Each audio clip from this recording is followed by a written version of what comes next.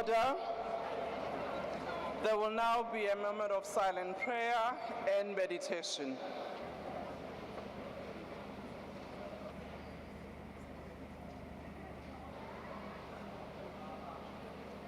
May we all be seated.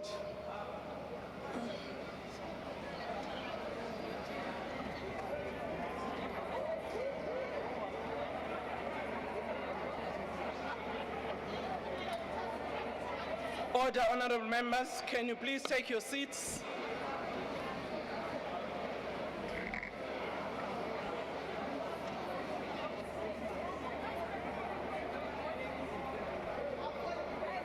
Order.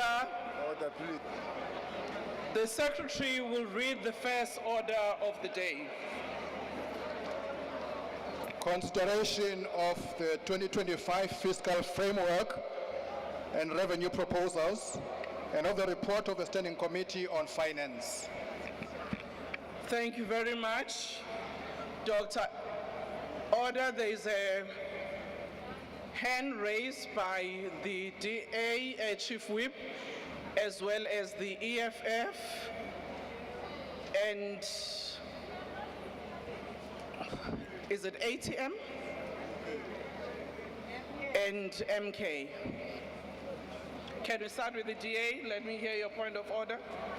Thank you, Madam Speaker. Madam Speaker, I rise in terms of Rule 92 on a procedural matter. Madam Speaker, you would have received my letter this morning indicating that we are of the opinion that the report as it was published today, the final recommendation was not included and put before the committee last night as it appears in the ATC, and therefore it does fall foul of Section 8.4 of the Money Bills Amendment Procedure and Related Matters Act.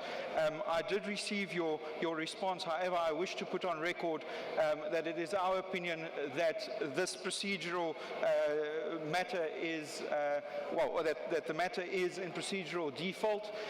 It must also be kept in mind that it's a matter of law, since the VAT increase will commence on the 1st of May 2025, and we would like to ask you to please send this report back to the committee on those procedural grounds, because if the House considers that report, despite the procedural defect, that this House would be complicit in considering what we believe to be an illegal report at this stage. Thank you.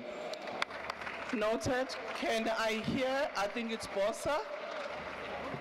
Was it Bossa or ATM? No, I've noted the other parties. I've noted you, EFF. Thank you, no, Speaker. you were the third. It's okay? Yes, honourable member. Thank you, Speaker. I want to echo the sentiments from the Democratic Alliance regarding the issues that have been raised not only by them but also by MK and EFF on the flawed process that was followed to adopt the report that will be considered today. So based on that, our submission is that the committee must be requested to properly and legally follow the correct processes in terms of adopting that report, so that when it comes to the House, it comes to the House having gone through the proper legal channels. Thank you. Thank you, EFF. Thank you very much, Speaker. Speaker, we wrote to you last night, and your response that you sent to us earlier today is deeply unsatisfactory. And Speaker, I want to put it to you that you missed the point completely, because you are quoting a rule that seeks to say that it was the workings of the committee. It is not. It's a legal requirement, Speaker. If you look at the Money Bills Amendment Procedure and Related Matters Act, Section 8, subsection.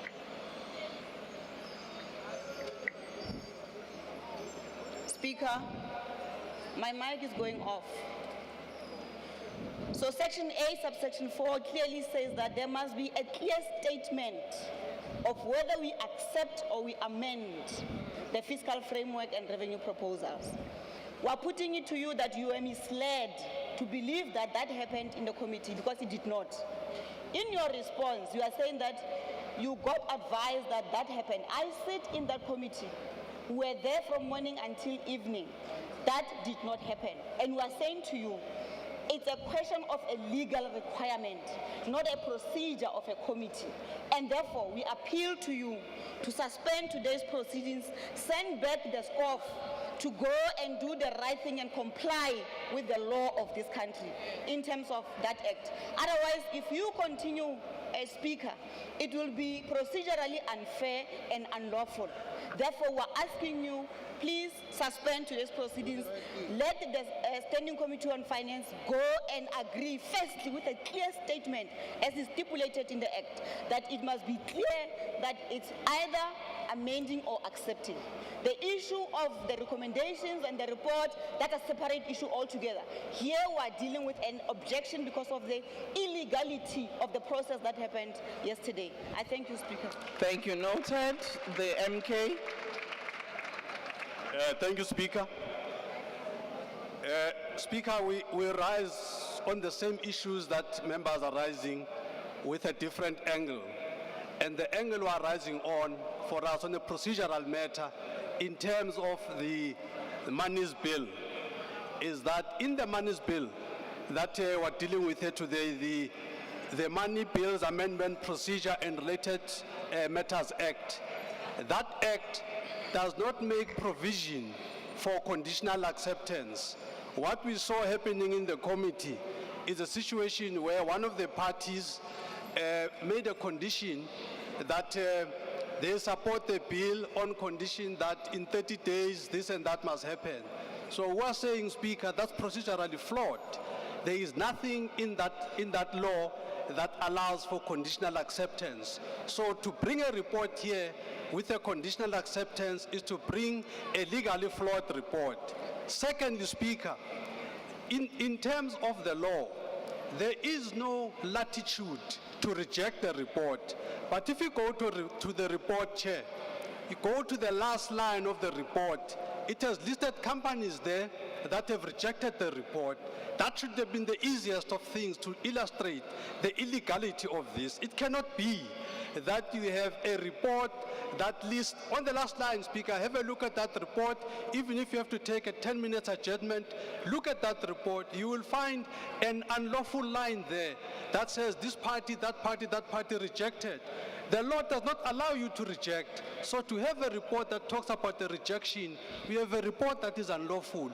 We're calling on you, Speaker, to do two things. One, to declare this sitting, to declare the processing of this report as an unlawful processing. And we're calling on your conscience, Speaker, to say you cannot lead an unlawful process. So we're calling on you to, and if you differ with that, Speaker, we're asking that you put this matter on the vote, and as you do, we allow us to vote individually if you differ with the fact of declaring this as an unlawful processing of the report. Thank you very much. Thank you very much. Honorable members, I have noted all the hands that have been raised in respect of this matter.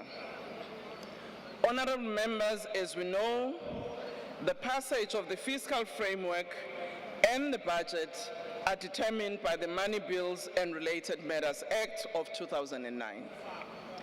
In the case of the fiscal framework, Section 8 of the Act prescribes that the Standing Committee must consider the fiscal framework within certain parameters. Moreover, in terms of its report, Section 8, subsection 4 of the Act states that, I quote, "The report must include a clear statement accepting or amending the fiscal framework," close quote. The dispute is whether, in the process of concluding the report, the question to accept the fiscal framework was duly considered by the committee.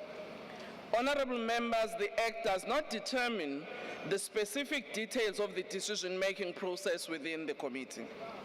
The rules of the House do, however, provide some guidance. Assembly Rule 232 provides that the committee must perform the function and exercise the power specified in the Act, as well as those listed in Rule 227. The committee can also exercise the power specified in Rule 167. except insofar as any of these provisions are inconsistent with the provisions of the Act. Rule 167, subsection F, in turn adds that a committee may determine its own working arrangements. I am advised that the draft report was formally adopted in the Standing Committee. The report before the House states the following on page 35, which I think has been quoted by Honorable Manye. I quote, having considered the 2025 fiscal framework and revenue proposal, the Standing Committee on Finance accept the 2025 fiscal framework and revenue proposal, close quote. On the basis of the report and advice received, I'm not convinced that the committee contravened the law or the rules when finalizing its report. Consequently, there is no legal impediment preventing this House today to proceed with its business. Honorable members, order. I also want to state that I received letters, even though at different times, from the economic freedom fighters who landed on our desk at 5 a.m. this morning, asking us to respond by 8 o'clock, but because we were to satisfy ourselves about these matters, we missed their deadline, but we responded equally. We also received subsequently the letter of the Democratic Alliance, which again we responded to it, and the letter from Umkhonto Wesizwe Party, which again we responded to them on the matters that again they've just raised in this House for all of you to appreciate it, including even what was my response to those parties. So this is my ruling that we proceed with the report today. Thank you. Honorable Manye, an honorable member of the EFF.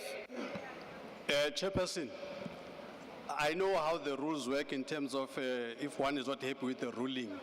The issue I want to raise, Chair, is a different one. That purely based on facts, you say you've been advised. I want to put it to you, Madam Speaker, that you were improperly advised. The meeting ended around 6 o'clock.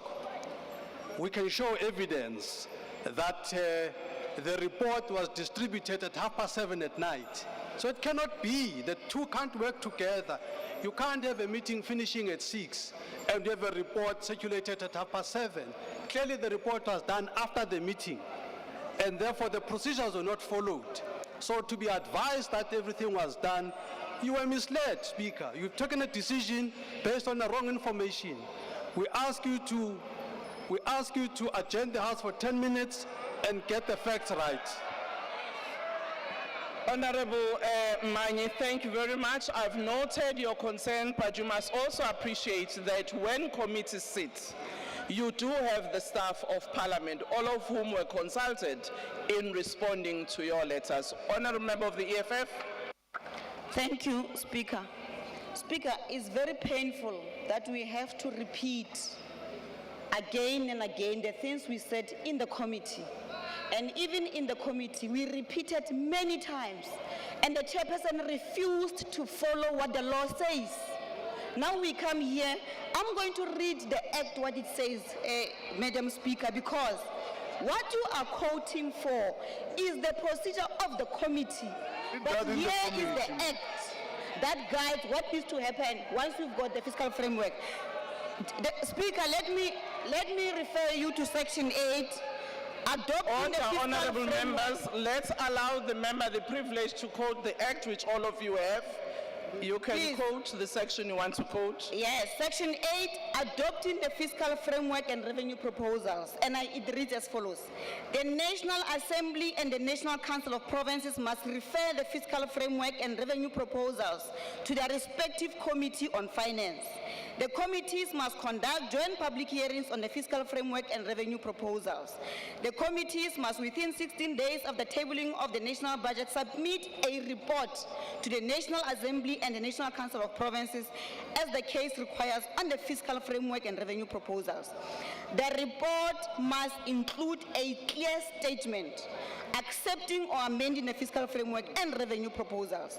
When amending the fiscal framework, a money bill, or taking any decisions in terms of this act, Parliament and its committees must ensure that there is an appropriate balance between revenue expenditure and borrowing. Speaker, there was never a time in the committee where the chairperson asked whether we are accepting the fiscal framework and revenue proposal or we are amending it. We are saying to you that did not happen. What happened is that we started with the report and the chairperson asked us to have, what is going to be tabled here today is procedurally unfair. We can't continue with a document that is procedurally unfair.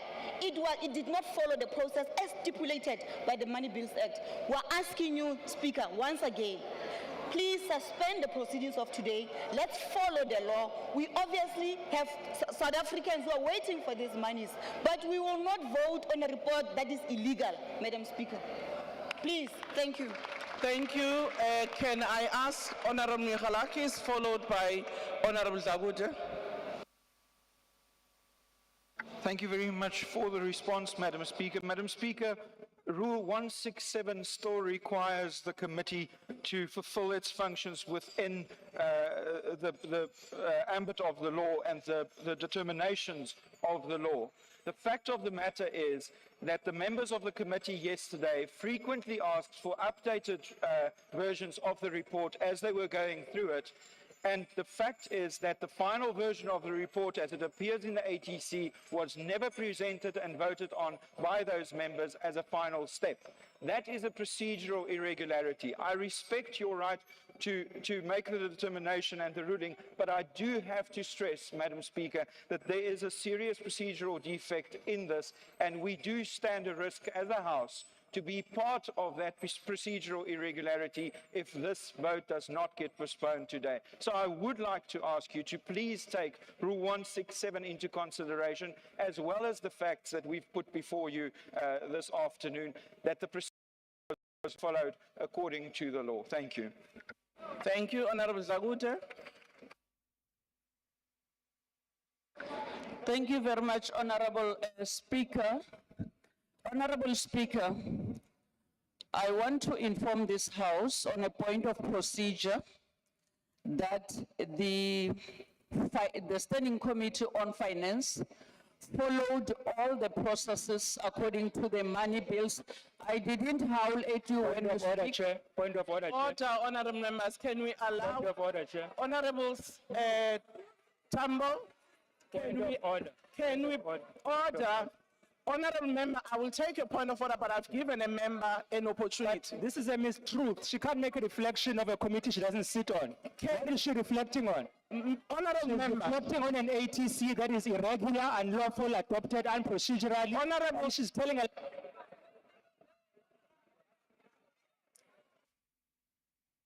Honorable member, I have raised with you that no, you allow a member to conclude a point. I will give you an opportunity to raise your point of order. We can't allow a process that is just going to be unfair. Honorable members, each member is equal. I have given a member an opportunity, and also Honorable Tambo, other members have spoken here who don't sit in the committee, made their reflections. So it's not the first member. Other chief whips here, some of them don't sit in that committee, and they've spoken, they've made their reflections. So you can put your hand down, I will come to you. So can you please allow me to chair the session? Honorable Zagude. Thank you very much, Honorable Speaker. Like I was saying, the Portfolio Committee, according to the report that we got, followed all the processes according to the money bills and also the rules of Parliament. We were then informed in the Chief Whip's Forum this morning by the EFF and also the MK that the sitting today is illegal and they are going to court if this sitting is not postponed. So we indicated to them that as the ANC, we are going to the sitting, and those who feels that the sitting is illegal, they shouldn't attend, because by mere of their attendance in this house now, it means they agree with the processes and also they are legitimizing the sitting. Thank you very much. Thank you, Honorable Tambo. Order, honorable members. Honorable Tambo, what's your point of Thank order? you very much, Chairperson. I think the first point of departure that we must state that although members of parliament should all be allowed to make reflections and contributions in parliament, it should be labeled and categorized as incorrect to reflect on the procedure of a meeting you did not attend, and base your reflection on a report that is currently being contested in the House. The reflection on procedural processes that happened in the committee being made by Honorable Jagute is based on a report that we are currently debating whether it's valid or not. So her submission is invalid. Second to that, because we are saying that we can take this report to court, we must correct you on the timeline of when we sent you the letter. We didn't send you a letter at 5 a.m. this morning.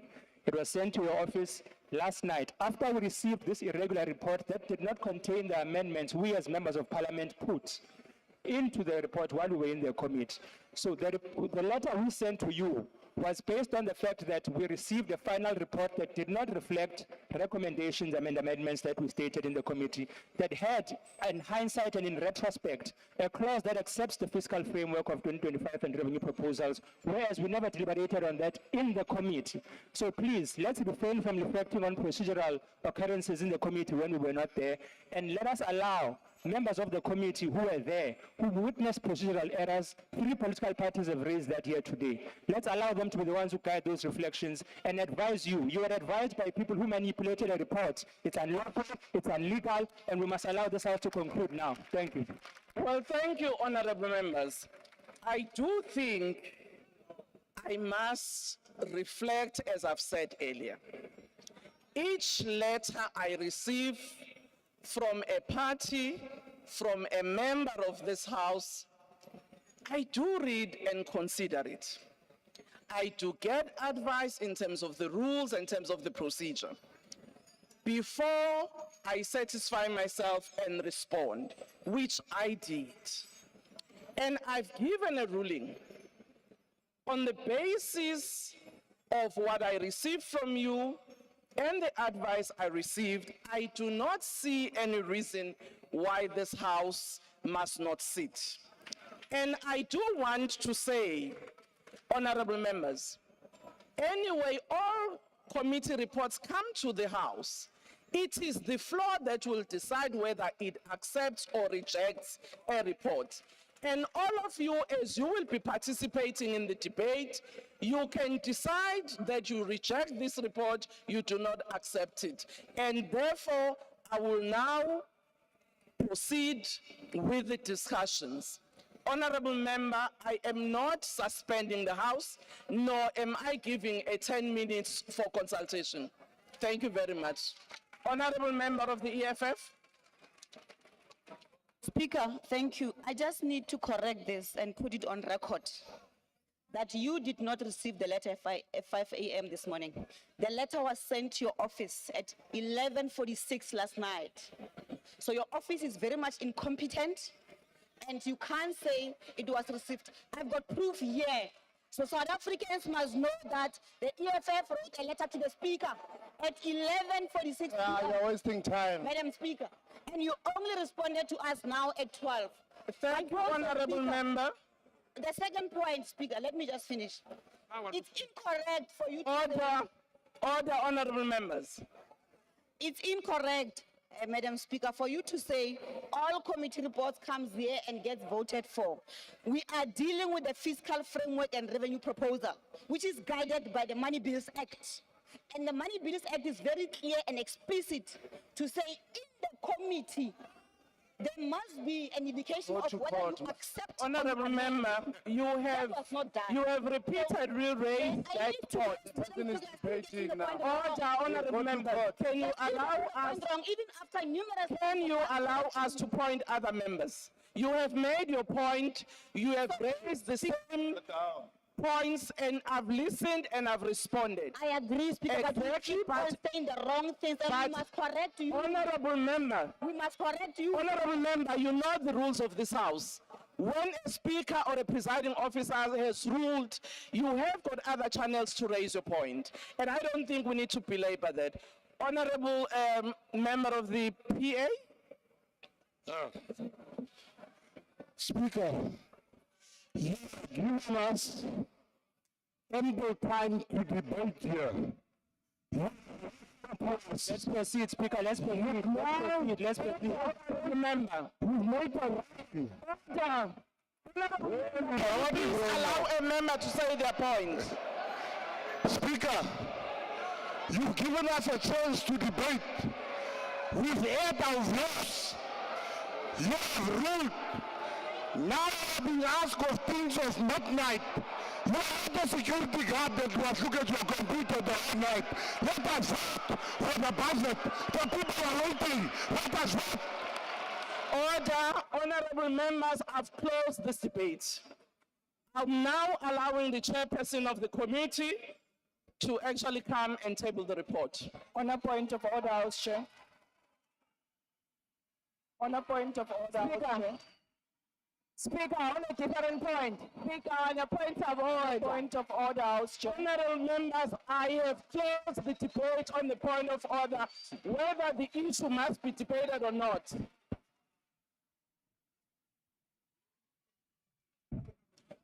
Honorable Chairperson, On a different point. honorable members, On a different point. no, I will take a different point when we've tabled the report. Honorable Manya, you can put your point down. On procedural matters, I've responded to you on this matter. And the item on the agenda is on the tabling of the report of the fiscal framework. And we must proceed. We have taken your points. We've heard that some of you have a problem with it, but I've responded and I've closed the matter. Speaker, I'm rising on a different point. Can I continue? No, honorable member. It's a sound. I want to raise the issue of the sound. Okay, the sound people have heard, they are going to correct the sound. No, we don't hear anything, Speaker. On a point of order, Speaker.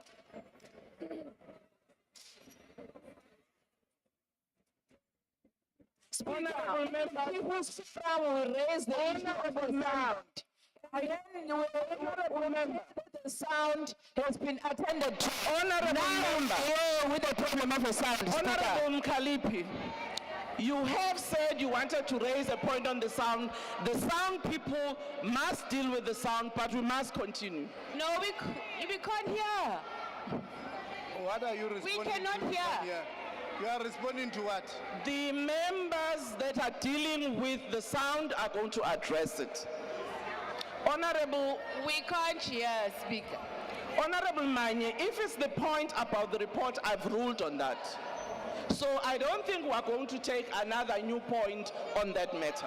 Fix the So what sound, is your rule? Speaker. We don't hear anything. You are hearing everything. What is your point of order, Honorable Manye, which is not on this matter? Thank you, Chair.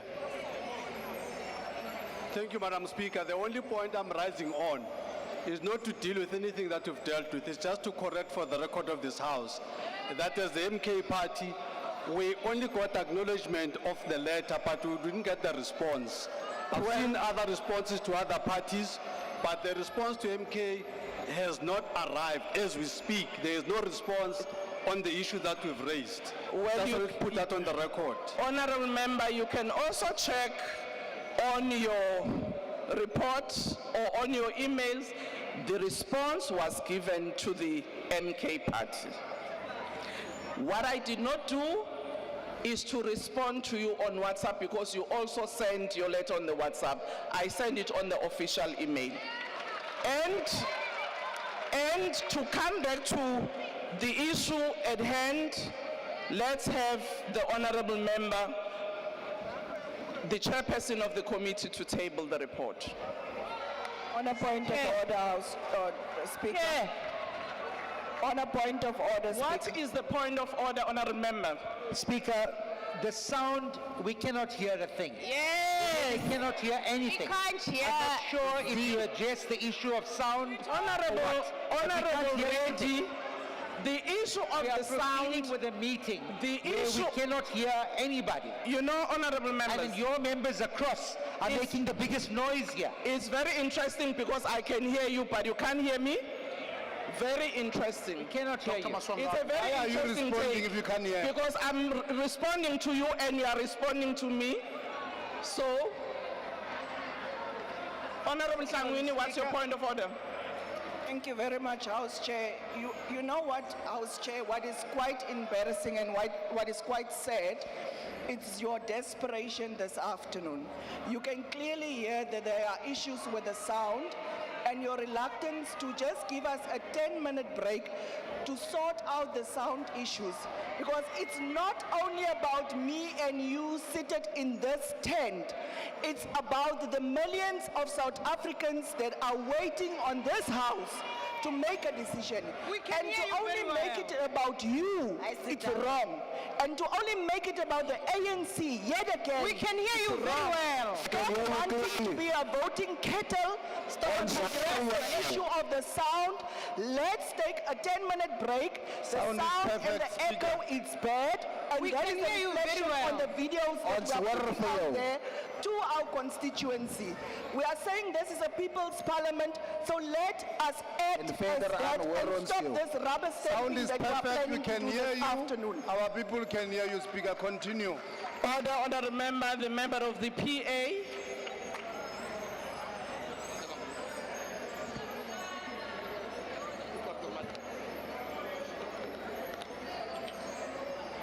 Thank you, Honorable Speaker. Speaker, I agree with all parties complaining about the sound. It is now and then a bit inaudible. But I've got two solutions. One, I've tested the headphones, it works perfectly, and it solves the problem with the sound. And secondly, if they are quiet, they will hear the sound better, Honorable Speaker, because we've got South Africa waiting on the budget, and we cannot waste the time of our citizens of this country by listening to frivolous things when we do have solutions. Thank you. Thank you, Honorable Member Nolchungu. Thank you very much, Speaker. We are going to vote at the end of the session. And I want to appeal to you that this is a matter that is very important, that you allow that each and every individual stands up and vote verbally. It is not something new. It is not something new. Sit down, eh? Order, honorable members, let's allow the member to raise their point. She's abusing us. No, honorable member, you've got no right. That's my right to determine whether what the member is saying is out of order or not. Making a Honorable member, can you Chair. finish your point? Yes, it will not be the first time that we do that. Remember, on the issue of Phala Phala, we did the same. When Judge Stoppe, we voted verbally. So I'm appealing to you that we entertain that process for today. Thank you. Thank you, honorable member of the MK party. Thank you, Chair. Thank you, Madam Speaker. We support, but we are saying it should be on a secret ballot. I'm supporting it should be on a secret ballot. We're not in a PGM, yeah. We're not in a PGM. Honorable member, order. I have a duty to ensure the smooth conduct of proceedings. Order, honorable members. I also have to ensure that the privileges of all members of the sittings are protected. Honorable members at the back, on the side of the EFF and side of the MK. You can converse, but you mustn't drown other members. I also want to indicate that all members have got the same privileges. And that is why I've listened carefully to each one of you and the interventions. We've done that.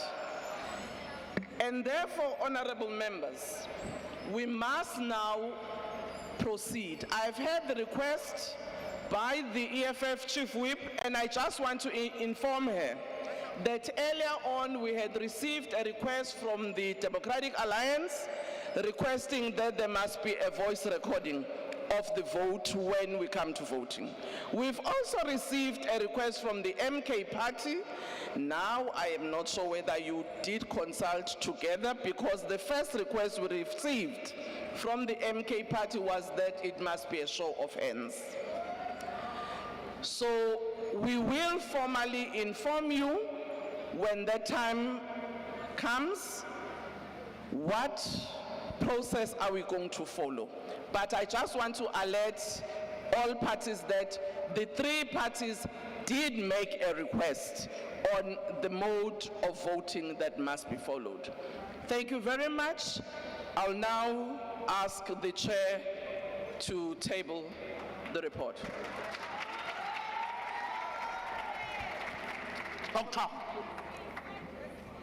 Thank you, Honorable Speaker. The Deputy President, Ministers, Deputy Ministers, Members of Parliament. I want to indicate that the Minister of Finance, Honorable Godongwan, tabled the 2025 national budget before Parliament on 12 March 2025 in terms of Section 27 of PFMA and Section 7.1 of the Money Bills Amendment Procedure and the Related Matters Act. The Minister, together with the Commissioner of South African Honorable Revenue members, Service- sorry, Honorable Chair. Chair, we can't hear this illegal Can we please ask framework. members? We can't hear. It's even illegal and we can't even hear it. Can we please ask members to use their earphones? Chair, it's even worse when they put it on. We're not lying. Honorable members, When ANC, you'll also honorable want you members, to steal honorable, money. order. That's why they forced this thing. We Honorable can't hear. members, we are Speaker, I'm proceeding. pleading with you. We cannot cannot hear. abuse our privileges. No, you're Honorable abusing Chairperson, us, proceed. Speaker. You are abusing us by not providing us quality sound. Sound is 101. We're not even pretending. Honorable Speaker, Chairperson, listen to it yourself. It's Chairperson of the horrible. committee, can you please proceed? You're Honorable members, I am not going to allow points of orders ANC. because really this is about abusing privileges that we have. Speaker, it's not No, true. You are honorable using member. us as a speaker Honorable, and representing our constituencies. We cannot hear. Speaker, listen. It's horrible. Plus, there's squeaky things here. We can hear you telling us how illegal this framework is. I don't even understand how you can't hear the squeak in this dome as well. hear you. This is the quality that you are giving us to listen to an illegal report, Speaker. It's not fair. Honorable members, I've raised earlier on that while all of you have got privileges as members of the House, such privilege cannot be abused. You have raised the issue of the sound. We have asked the sound people to address it as you are continuing to make your points of orders. We have been assured that the sound, both on the earphones and also in the dome. So those of you who may not hear from not using your earphone, I will really plead with you to use your earphone so that we proceed the debate. And I would really plead with members not to disrupt the House by actually coming up with all sorts of spurious points of orders. Honorable member, can you please raise your point of order so that we can proceed with the debate? Thank you, Speaker. And Speaker, we don't want to disrupt the proceedings. I think that's the first point of departure. Speaker, you might downplay this issue of the sound, but it's not the first time. We've raised it before, and this is now the third time. The last session we had to adjourn for them to fix the sound. The other time it was the aircon. The other time it was something else. So we are saying to you, your house is collapsing, Speaker, under your watch, under the GNU. And that is why we are saying, this is a very important sitting. If the whole of South Africa is watching the proceedings of Parliament, we might look like we are unreasonable by actually pointing out to you the things we've pointed out to you before. The sound is not good, and the people, our constituency, are WhatsApping us, are telling us that they can't hear the proceedings. So we are asking you, Madam Speaker, please, let's have 5 minutes break. Let the sound, the last time the sound people had to be fired. And that was confirmed by the Secretary of Parliament. After our request and after our complaint that the sound system is not proper, they were fired. So these new ones should have gotten the right back and should know that they should have done the right thing. Because we are now back to the same issue, we are appealing to you, Speaker, adjourn the session for 5 minutes so that they can fix the sound. Our constitution, my mother is watching, but he can't hear what we're dealing with. Order, honorable members. This affects all South Africans. That's why you want to appear on TV. Honorable member, that actually borders on abusing the process. And I really would plead with all of us. Let us respect ourselves, this House, and the people of South Africa. And I really think we should do so. I said honorable members have an opportunity to raise their points of debate in this House, and they've got an opportunity to even vote. If there is a need to do so at the end, you will determine that. And I don't think we need to belabor the point on this matter. Honorable member with waving the paper, what's your point of order? Thank you, Speaker. Speaker, I've not gotten involved in the debate about the legality, but I'm telling you in all honesty, we can't hear over here. I've tried the headphones. How did you hear when it's they actually called your working. name? Speaker, I'm going to ask you if you can adjourn for 5 minutes to have the sound. We can hear. Speaker, I'm not being funny about this at all, but we lost 16 billion rand over the last few days because of this budget. We want the chair to deliver. I personally want to. If I can't hear him, Speaker, then we might as well all go home. Thank you. Honorable members, I am proceeding. You can use your earphones. We really cannot belabor the points. Those members who feel very strongly that they are not hearing, they must use the earphone. But we cannot stop the debate today. Honorable members, I have stopped on this issue of the sound and we proceed. Chairperson, can you please table the report? Speaker, I will spend some time to outline the procedure that has been followed by the committees in processing the report. The Minister, together with the Commissioner of SARS, briefed the Committee on Finance on the 14th of March 2025. On the 18th of March 2025, the Committees of Finance, both in the NCOP and NA, received the post-budget tabling input from the Parliamentary Budget Office and the Financial and Fiscal Commission. The committee issued adverts for public hearings on 4th March 2025 on website, social channels, and print media. The committees held public hearings on 25th March 2025. We received 51 submissions, 29 written and 22 oral. National Treasury and SARS responded to the issues raised during the public hearings and engaged with the committees and stakeholders on the 28th of March 2025. On 31st March, the committee secretariat sent out the draft report and the agenda of the committee meetings to the members of the standing and the select committees, respectively. Yesterday, which was the 1st of March, the two committees, the standing and the select committees, had a meeting to consider and adopt the report. The meeting is conducted in terms of the rules as outlined in the rules book. Speaker, Section 8, subsection 1 of the Money Bills Amendment Procedure and Related Matters Act 2009 requires that the National Assembly and the NCOP refer the fiscal framework to their respective committees on finance. Section 8, subsection 3 requires that committees must, within 16 days after the tabling of the budget, report to the NA on the fiscal framework. And we are doing that today.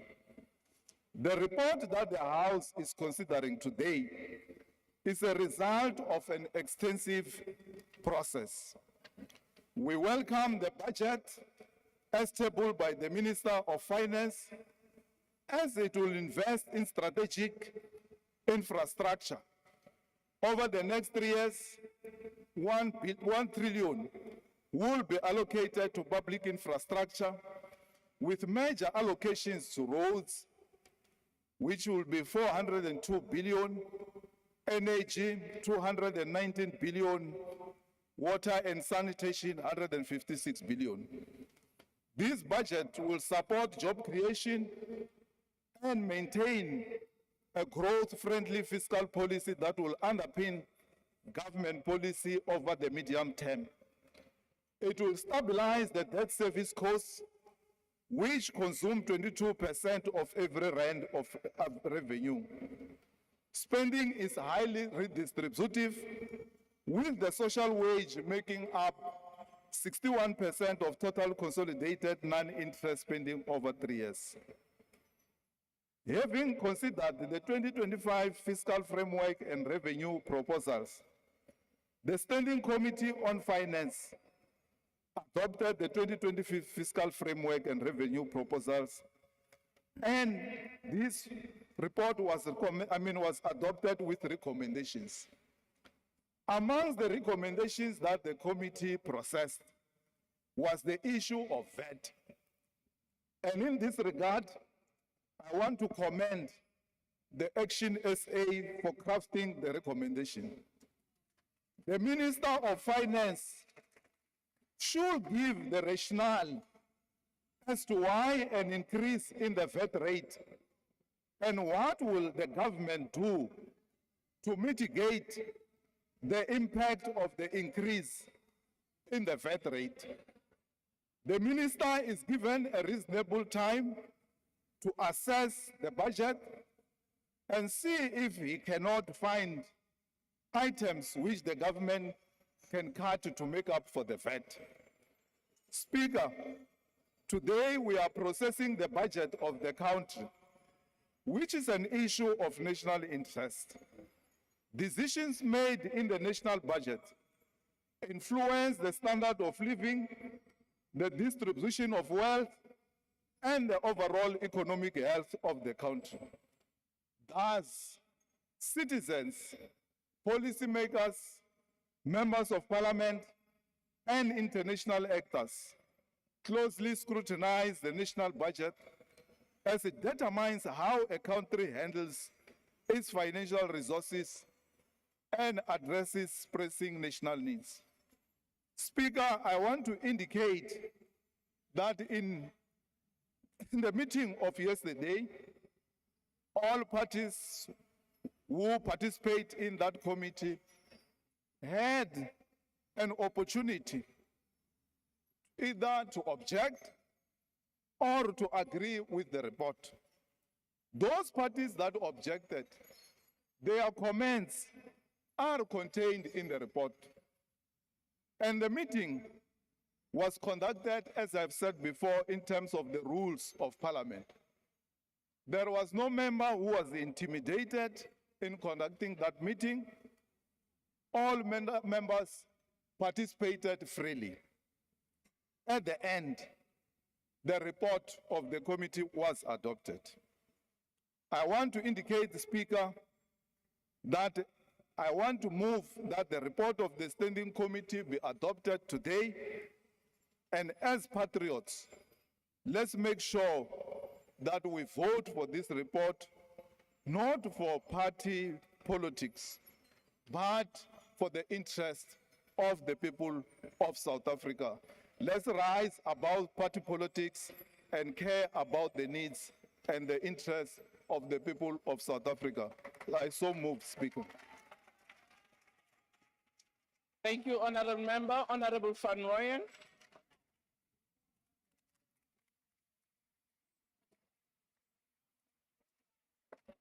Thank you very much, Honorable Speaker. Allow me, Speaker, just to share two of many MK party. Order, honorable members, can we allow the member on the platform to be heard? Allow me to share two of many MK party takeaway lessons from this legally flawed fiscal framework and revenue proposal process. Number one, the process exposed National Treasury as a ministry that doesn't consider or take country public participation democracy serious. National Treasury was advised by both the FFC and the Parliament Budget Office not to increase VAT, as this will worsen the hard living conditions enjoyed by the poor masses of our people. This advice was ignored. This advice was further reiterated by MPs serving in the Finance Committee, except ANC MPs, who were obviously instructed to swallow the bitter pill, even if it worked against their party position on being a pro-poor party. Interestingly, at the tail end of the process, IFP supported a very weird and legally flawed recommendation on VAT increase initiated by Action SA, which seems to be finding it difficult to resist the devil-packed blue lights temptation. Speaker, as if that was not enough, National Treasury, through a public participation process facilitated by Joint Committee of Finance, received 51 submissions. Only 2 of these submissions supported VAT increases. The rest opposed the regressive revenue generation measure. Still, National Treasury refused to listen. The million-dollar question is, who is National Treasury serving and supposed to listen to? If the overwhelming majority voice of reason is ignored, who is National Treasury listening to? We hope this posture by National Treasury does not confirm our long-held view that South Africa is controlled by powerful men from Washington and London, pulling the strings in far-flung neoliberal colonies. Of course, with the active support of greedy and unpatriotic local politicians, 10 political managers of the moment. As MK Party, we hope that National Treasury posture does not substantiate our long-held view that National Treasury is a proxy of global capital whose sole objective is to enrich the few and subject the masses of the global population to extreme poverty, unemployment, and inequality through neoliberal policies. I must indicate, Minister, you were advised to consider reviewing tax incentives given to businesses without realization of desired outcomes, so as you can save millions for the fiscus. You were further advised to consider suspending government contribution to government employees' pension fund and generate much-needed injection to the fiscus. We advise you to consider wealth tax to tamper with the unacceptable wealth distribution disparity bedeviling our country. All these advices fell on deaf ear. Honorable Speaker, the list of alternative revenue sources is very long. Our country has the potential to finance its development agenda, provided its leaders stop worshipping white capital at the expense of its people. MK Party does not support this report. It is far from addressing the budget requirements and challenges of our beloved country. It is more a compliance exercise which failed to meet the statute provisions. I thank you, Honorable Speaker. Thank you, Honorable Berker.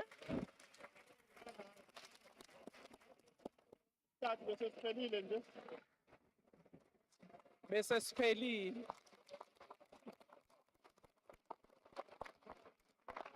Honorable Berker.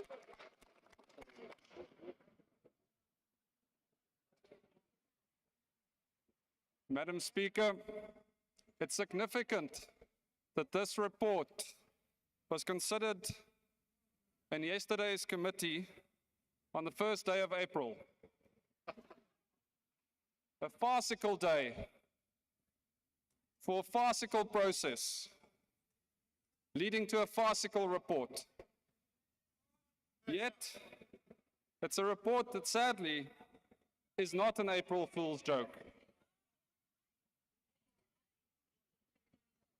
Madam Speaker, this House generates stacks of reports, agendas, and minutes of meetings which fill archives, servers, and libraries.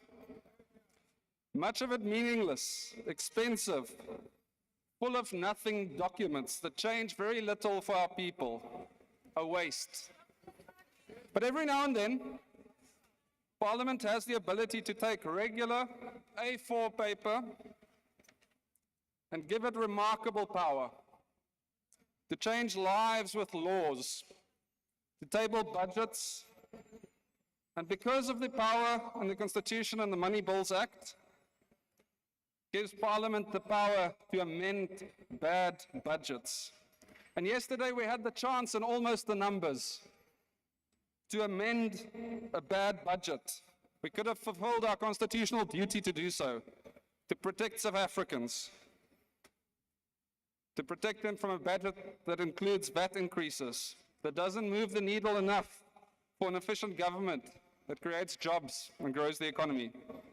And that chance was spectacularly squandered.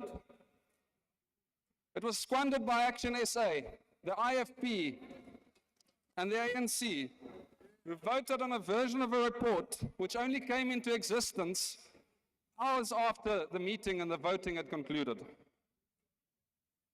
Now, sure, supporters of this April Fool's Day farce are very quick to point out while they accepted the fiscal framework, they're making recommendations to relook at tax increases.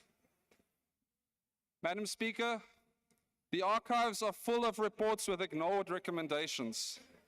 Why don't we ask the Auditor General how delinquent ANC local governments across the country respond to their recommendations year after year? Why don't we ask those who worked on the Zondo Commission what they think the effect of their recommendations has been? After all, the Zondo Commission detailed how the Honorable Joe Moswangani was complicit in state capture. Yet that honorable member is here with us today. He spoke just earlier, and he chaired the farcical, procedurally flawed meeting yesterday. Reports in the hands of ANC-led governments mean nothing. Let me be specific. Action SA took the votes it received from market-friendly and center-right South Africans and sold them out Honourable member, to support the framework for what? Order, Honourable Becker. Can you take a seat? Honourable member, what's the point of order? No, thank you very much, Honourable Speaker. I'm raising on Rule 85. The Honourable member is casting aspersion on Honourable Maswangani. He says Honourable Maswangani is complicit in terms of the state capture. So if you want to do that, he must bring a substantive motion. Thanks, Speaker. Honorable member, I would listen to the Hansard and come back with the ruling. Honorable Makhlakis, what are you rising on now? Thank you very much, Madam Speaker. Madam Speaker, when you consider the Hansard, will you also consider that the honourable member actually quoted the Zondo report, which was a fact? Thank you. Honorable member, I said I will look at the matter and come back to the House with the ruling. Can you proceed, Honorable President? Madam Speaker, I've consulted the Hansard dictionary on what casting aspersions means. Honorable member, can you please proceed with your speech? None of what I've said was false or misleading. It's all very well documented. And for me to damage your reputation, you need to have one. Honorable member, on order, honorable member. I have said on the matter, because there was a point of order raised, I will come back to the House. So can you proceed with your speech on the report? It's last As I was saying, Madam Speaker, what did Action SA sell their voters out for? 5 minutes of media coverage? Promises of future cabinet positions? Insults. Certainly not to stop taxes, because those taxes and those increases are still very much baked into the fiscal framework. Action SA has said it's in Parliament to be a constructive opposition. Its only significant achievement so far is to support a report enabling an ANC anti-poor, anti-growth and anti-jobs VAT-based budget. Go home. We hate the ANC when that's a man. And so there are only two rational explanations for what they were thinking and what the IFP might have been thinking. Either they were the April Fools, and they genuinely thought they were changing the budget with their flimsy, pointless recommendations, and they didn't come to the committee with even a basic understanding of the Money Bills Act.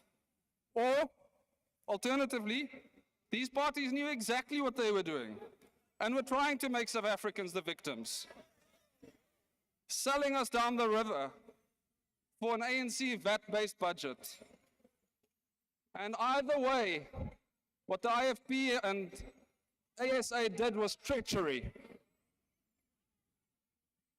The DA, on the other hand, is very clear about what we're doing, and we've been consistent, both in our intentions yesterday and through the course of the 7th administration. We joined this government to drive efficient spending, grow the economy and create jobs, not to enable the worst parts of the ANC. The ANC will have to turn to Action SA for that. Kailija is poor. We've been met with an ANC that's refused to upgrade the economy or to compromise. They don't want coalition partners. They want supplicants. Welcome, ASA. Goodbye. I will say one thing. I will say one thing about all the paper that Parliament generates, Madam Speaker. Even the reports and motions that achieve nothing do record our deeds or misdeeds. And what will they record now?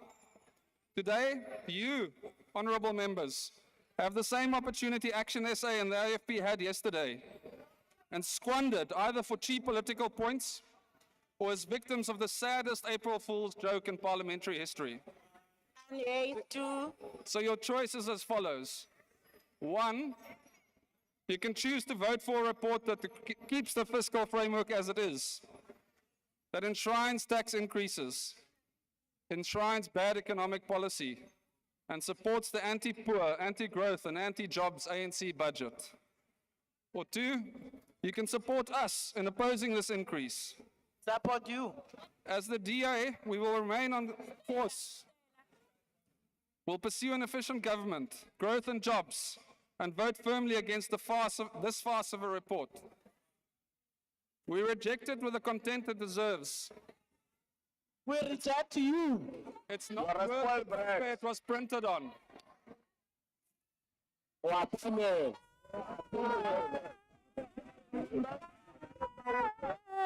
Angry about the blue lights, no? Honorable Maude, yes. Honorable Van Rooyen, what's your point of order? Sorry, Honorable Reddy. Madam Speaker, I rise in terms of Rule 65. You know, while the previous speaker, it's not every day that we like to hear what the DA has to say, and today we wanted to hear, but members were actually speaking into the mic, switching on their mic, and as a result of that, we were unable to hear the speaker. Now, the sound, the acoustics is extremely bad on this side of the House. I'm really appealing to you, Speaker, to get some control here and inform members that they should not howl so much so that we cannot hear the speakers. Please. Thank you, Honorable Reddy. That point I made myself for all of you in this House to actually be in order. Honorable Mauta, take your podium. Thank you, Speaker. Greetings, President and Commander-in-Chief, Honorable Julius Malema, officials, commissars, and fighters. The EFF does not support the 2025 fiscal framework and revenue proposals as tabled by the Minister of Finance.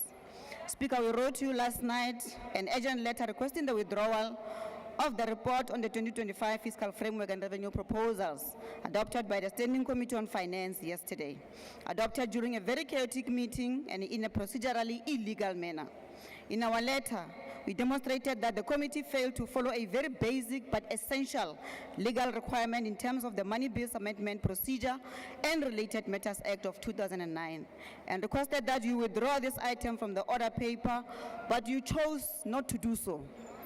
This is what will ultimately collapse the confused GNU government, not the present backroom dealings and backstabbing we are witnessing, but the failure to follow a simple legislative process. With all the confusion we witnessed in the committee yesterday, we are reminded of a giant of our struggle, Mama Winnie Nomzamo Madikizela Mandela, who passed away on this day 7 years ago. She once said, and I quote, "We have betrayed our people. Our struggle has been betrayed. The ANC has become something we never envisaged." And I end quote. This quote rings truer than ever before, as the ANC, now hiding behind the so-called GNU, continues to sell out the aspirations of our people. The less said about Action SA's misunderstanding of the legislation which guides the process and procedure to amend and approve the proposed budget as tabled by the minister, the better. We will take time outside the sitting and explain, perhaps in a more simpler manner, that a budget is not passed based on negotiations of good faith, but is a creature of statutes. But let's deal with the crux of the matter, the debate, and what has caused so much chaos with this budget. Speaker, allow us to take the educational approach, and then we'll make some of the proposals that should have found expression in amending the report. Firstly, the procedure to process the fiscal framework and revenue proposal tabled by the Finance Minister is guided by the Money Bills Amendment Procedure and Related Matters Act. Let me remind you, this is the very same legislation that, when it was introduced in the late 1990s, the ANC and the then Finance Minister Trevor Manuel did not want this law because they wanted all the powers in the hands of a government to pass a budget. But that is not what the Constitution says. Secondly, once the budget is tabled by the Finance Minister as a proposal, it is up to us as members of Parliament who have legislative responsibility to finalize the budget. We cannot send it back to the Finance Minister. It becomes our baby, and we must see it through to the end. Number 3, like we said in our letter to you, Speaker, this report was adopted unprocedural because despite our advice in the committee, the ANC refused to hear the advice and follow simple procedure. They could not allow for this to happen because they wanted to hoodwink Action SA into adopting a report they seem not to understand in its implications. And for that, we don't blame them because they simply didn't know. Lastly, Speaker, all other money bills, this includes the appropriation bill, division of revenue bills, and all other bills, including ultimately VAT, must be consistent with this fiscal framework and revenue proposal. You cannot vote for a VAT increase today and hope that when it comes in the form of a separate bill, it is different. It will be inconsistent with the law and this fiscal framework. President, we're making simple proposals as the EFF. We're saying we reject the Finance Minister's proposal of VAT and we say it must be kept at 14%. We're saying let's adjust the personal income tax bracket in line with inflation so that when middle and low income earners receive annual adjustments on their wages, they are not pushed into higher brackets. We're saying let's increase corporate income tax and introduce new forms of wealth tax that target apartheid inheritance. We made a proposal for an amendment to increase funding for SARS so that they can go and collect 800 billion rands that is there uncollected. We made a proposal that let's give the Parliamentary Budget Office, together with the FFC, the mandate to recalibrate the budget, allocate additional money for the appointment of doctors, of nurses, of teachers, police officers, and more general workers in municipalities. We made all these concrete, practical, and implementable proposals in the meeting, but there was never a procedural and legal way to put this before a decision of the committee. Instead, Speaker, they were just ignored. Now, this is what is going to happen. If you vote for this fiscal framework and revenue proposal today against the advice, we're going to challenge you in court for failing to follow the law that is clear and basic. I thank you. Thank you, Honorable Member. Honorable Hadebe. Kasongo, hey. Thank you so much. Thank you so much, Honorable Speaker. Order, honorable members. We can allow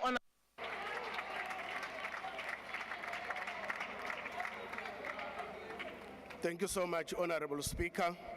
The Inkatha Freedom Party acknowledges the presentation of the 2025 fiscal framework and revenue proposals. The IFP notes that the macroeconomic projections underpinning the fiscal framework, particularly the estimated GDP growth rate and inflation forecast, while the government's revenue projections are optimistic, we urge a more cautious approach considering global economic uncertainties and domestic structural challenges such as high unemployment, energy insecurity, and policy inefficiencies. We support efficient government spending but remain concerned about continued wasteful and irregular expenditure. We call for a strengthened oversight mechanism to curb corruption and mismanagement, realignment of expenditure priorities to ensure increased investment in healthcare, education, and job creation initiatives, and greater fiscal support for small and medium enterprises as engines of economic growth and employment.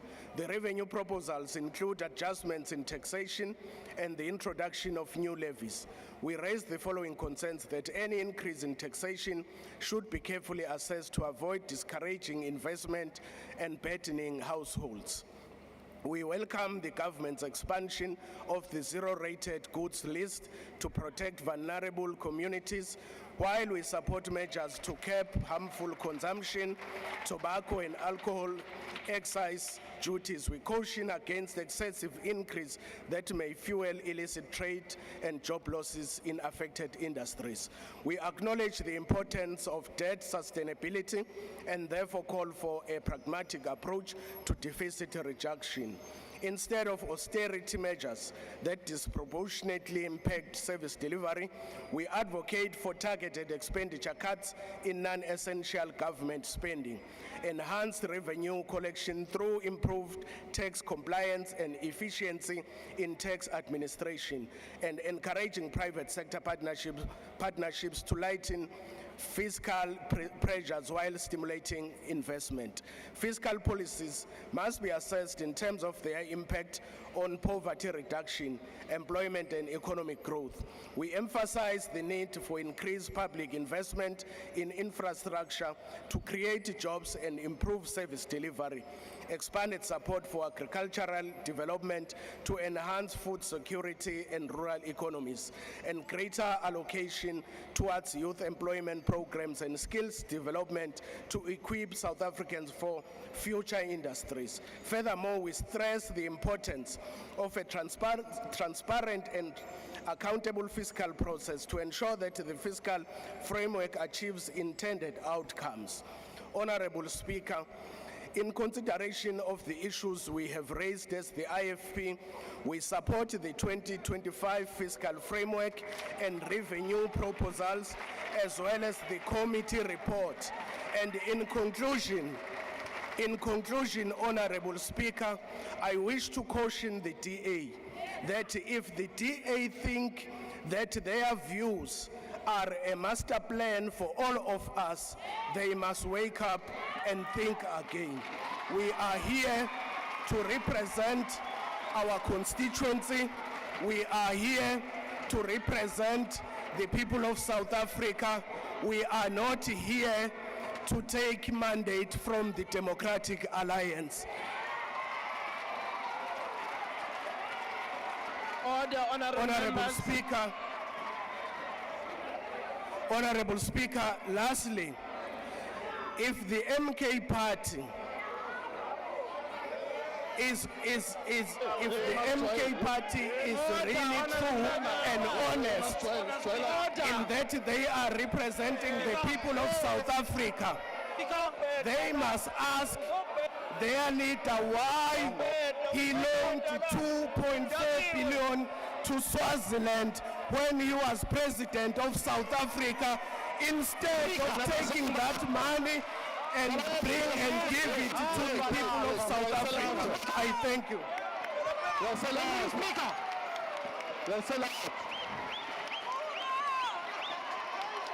The Minister of Sports, Art and Culture.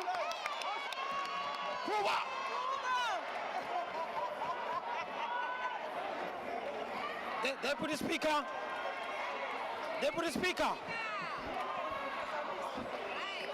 Deputy Speaker. Honourable Minister, please take your seat.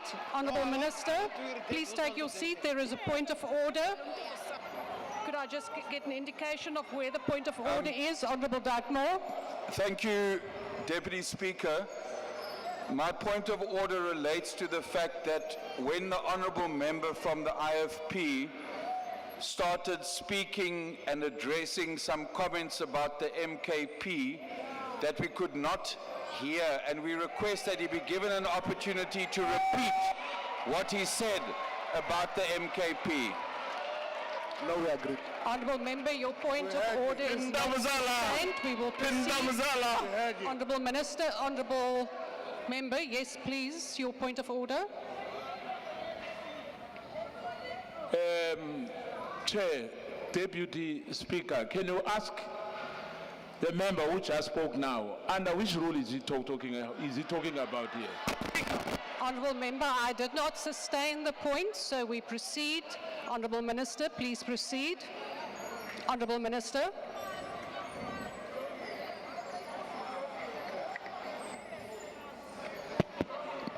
Deputy Speaker. Yeah. Deputy Speaker. Deputy Speaker. Honourable Minister, please take your seat. Could I just have an indication of who has now activated his or her mic? Yes, it's me on the side. Yes, Honourable Member there at the back. Deputy Speaker, I'd like you to rule on this matter. The Speaker, when he started mentioning the issue of the MK, was drowned. As a result, as members of Parliament, we did not hear. Please rule in it and give him the space to rearticulate what he was saying about the MK, because we did not hear was being drowned against the rule that guides this House. Honourable Member, order. Honourable Member, I also refer you to the rule that once a Speaker has ruled that you do not raise a point of order on that point, and I have not sustained that point of order, so therefore we proceed. Yes, Honourable Member. Thank you, Deputy Speaker.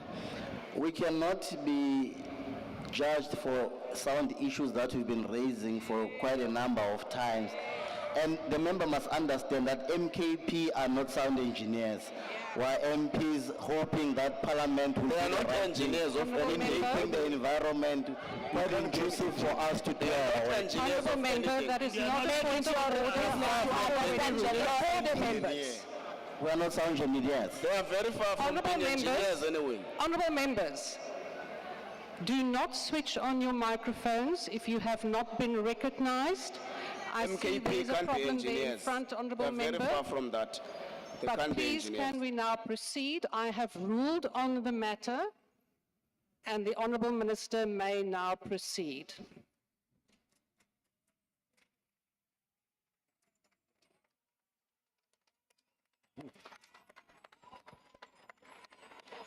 Speaker, we are fighting here today with our GNU partner, the DA. Now it's important that I must give context and history of the fight. The finance minister approached us and he said, we are looking at a 2% VAT. We immediately said, that's too much. We were negotiating, we were fighting, we were debating.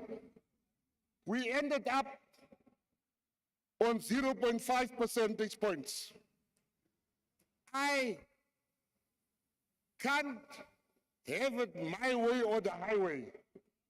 So on the basis that the African National Congress, a deployee in the finance minister, was willing to move from 2% to 0.5%. It is the reason why today I'm a proud member of the GNU.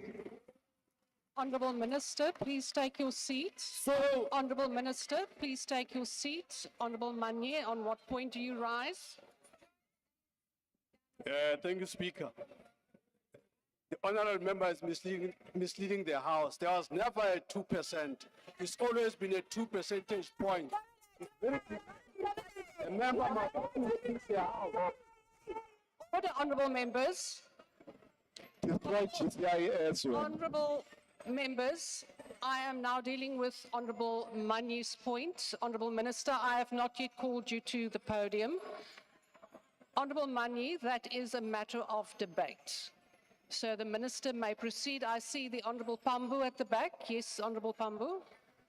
Thank you, Chairperson. I think at some point we must have an interaction with the Minister of Sports, Arts and Culture that he never addresses the matters on the table in the Parliament of South Africa. He's constantly speaking about peripheral matters. Today, he's not debating the finance budget. He's speaking about something else. And I think it's a disservice to the people of South Africa. All he knows to do is to he knows to do is to praise those who have deployed him. At some point, there must be a reining in on the Minister of Sport, Arts and Culture that he doesn't make valuable contributions in Parliament. We have to have that conversation. He doesn't make valuable contributions to debate in this Parliament. He goes there and he speaks about peripheral issues because he's got no value to it. It's unacceptable. It's been continuing for a while now. We can't accept it as members of Parliament. Can you debate the matters on the table and stop telling us about his role in the GNU and his appreciation? We're tired. We're not thankful. We're tired of that. Please. Honourable Pambu, that is a matter of your opinion and a matter for debate. The Minister may include in his speech whatever he wants to include. We cannot dictate. So, Honourable Manye, is it on the same point on which I have just ruled? Honourable Manye. Chair, I'm raising on the point of saying a matter is a debate when it's a factual issue. If you were to look into No, but there is no such a point, man. There's if no you were such a to look point. into the budget, Honourable Deputy Speaker, there's no such a thing as a 2%. It's a 2 percentage points. It's fundamentally different. It's not a debate matter. It's a factual. Honourable Manye, in terms of the rules, Dela I Bantu have Manye, now Dela Bantu. ruled, and the Honourable Minister will now proceed. Honourable Minister, my apologies. Your member there at the back also wishes to raise a point. Yes, please go ahead, Honourable Daniels. Thank you. Thank you. Honourable Minister, please take your seat. Your member is on the floor. Honourable Minister, your member is on the floor. Yes, member, please go ahead. Thank you so much, Honorable Deputy Speaker. We must be sitting in different meetings because the Honorable Minister is raising points on the VAT item. Talking about the 2%, Honorable Chairperson, Speaker, is a matter that was initially member, tabled. I have ruled on they the mu- matter. Yeah, but they mustn't say we're not talking about VAT. Honourable When in member, fact digits are being mentioned which refers to VAT. I have ruled on the matter, and please, members, take note. Once I have ruled on a matter, that is the end of that particular point of order, and we don't entertain it any further. Honourable Minister, please proceed.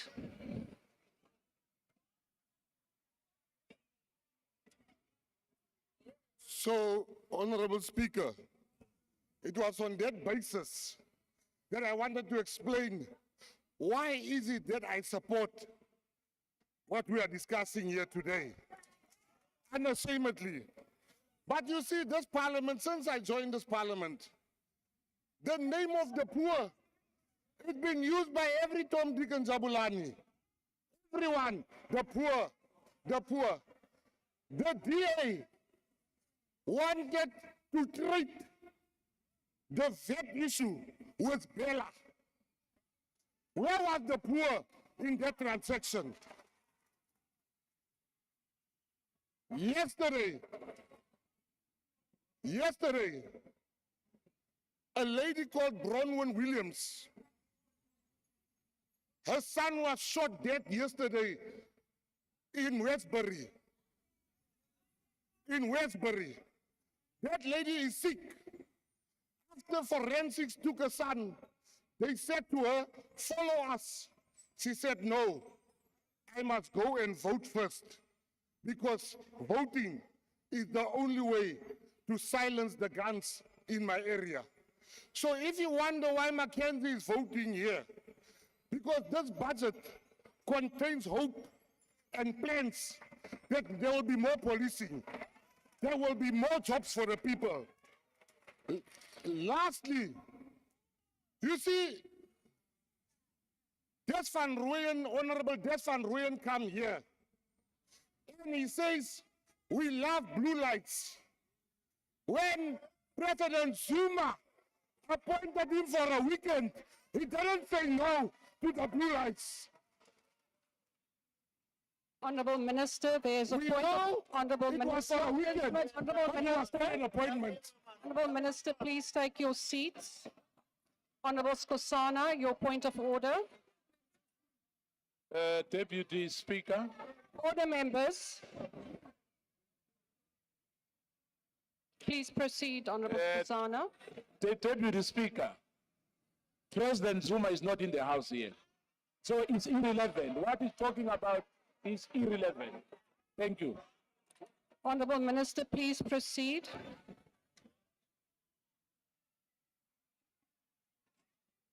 Honourable Minister, my apologies. Please take your seat. Member from the EFF, what is your point of order? Speaker, and this is on relevance. You know, we were having a very sophisticated debate on money bills, on fiscal framework. The minister has totally degenerated the debate on budget. The guy simply has no clue what the money bills is about, what the fiscal framework is about. He's speaking here like he's talking some numbers there in prison, talking about and all of this. Can you ask the minister, does he know what the fiscal framework says? Or is he going to continue degenerating the standard of the debate in this parliament about the budget? We can't stand for this mediocrity, we cannot. Honourable Member, I have already ruled on the same point raised by the Honourable Pambu, and that is my ruling. Honourable Minister, please proceed. Speaker. Honourable Minister, you will be interrupted again. Please take your seat. Member from the MK, what is your point of order?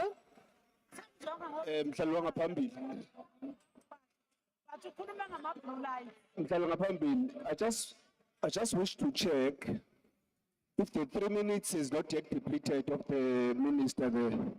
He's wasting our time. Honourable Member, that is for the presiding officer to indicate that the time has been concluded. Thank you. Honourable Member, MK. Deputy Speaker, I just want to check welcome player with the minister. The allegation that there's a child missing and then is the one that is Members, that suspected. is out of I want to check with the minister, is he aware of that he is supposed to be arrested for that? matter? Honourable member, that is out of order. Minister, please proceed. You know, Speaker, I'm sitting there being very proud of myself because I am containing myself. I'm being given economic lessons by people that has never given nobody a job, never opened a business, while I've given thousands of people a job. I've opened plenty of businesses.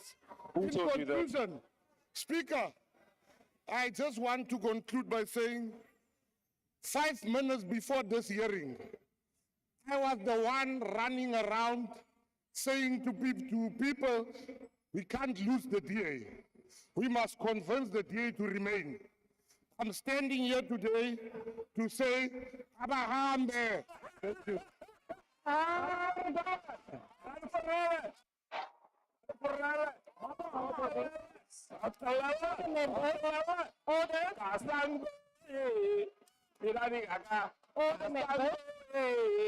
Abahabe.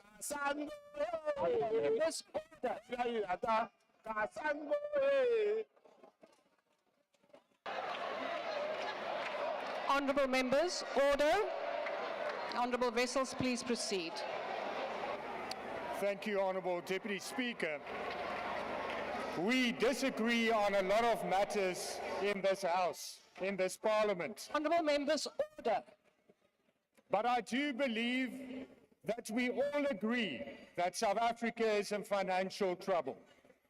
I do believe that we can all agree that we are in economic trouble, that there's not sufficient economic growth, that there's an unemployment crisis, and that the majority of South Africans are poor. I do believe that we disagree on the causes hereof. But whilst we disagree because of different ideologies and different policies, I do believe we can agree that the people out there, the ordinary South Africans, the majority of South Africans are suffering. I do believe and I am convinced that we can all agree, and we do all agree, and that there's a broad consensus in this Parliament that a VAT increase is not desirable. I do believe that. And that is why I also believe that accepting this fiscal framework, which still provides for and are based on a VAT increase, won't be acceptable for the Freedom Front Plus. The fact of the matter is that we could have amended this fiscal framework and made it better. For too long, Honourable Deputy Speaker, Parliament has functioned as a rubber stamp when it comes to budget. And that is why it is in the past accepted that what is tabled were just passed and implemented. Times are a-changing. We have to accept that.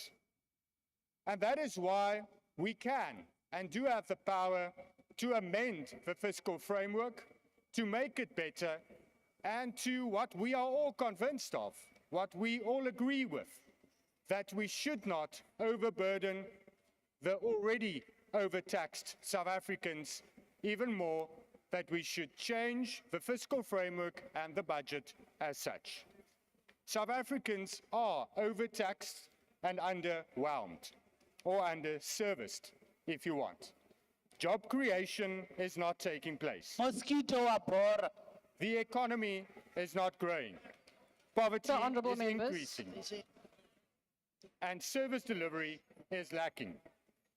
Increasing tax in any form will not, at the end of the day, stimulate economic growth. It will lead to less economic activity. It will increase cost of living. It will lead to less disposable income, less job creation, less investment opportunities, and more poverty, which will lead to less tax revenue. And the projected tax revenue won't realize because of that economic reality. We have to note But a tax revolt is imminent in South Africa. And it's understandable because people are poor and getting poorer. We have to take that into account, Honourable Deputy Speaker. Government expenditure is not cost effective. A lot of money is being wasted. We have to address that. But we should leave the politicking and the political opportunism and rather focus on making this budget better and building a better economy so that we create wealth for all South Africans. I thank you. The Honourable Trollip.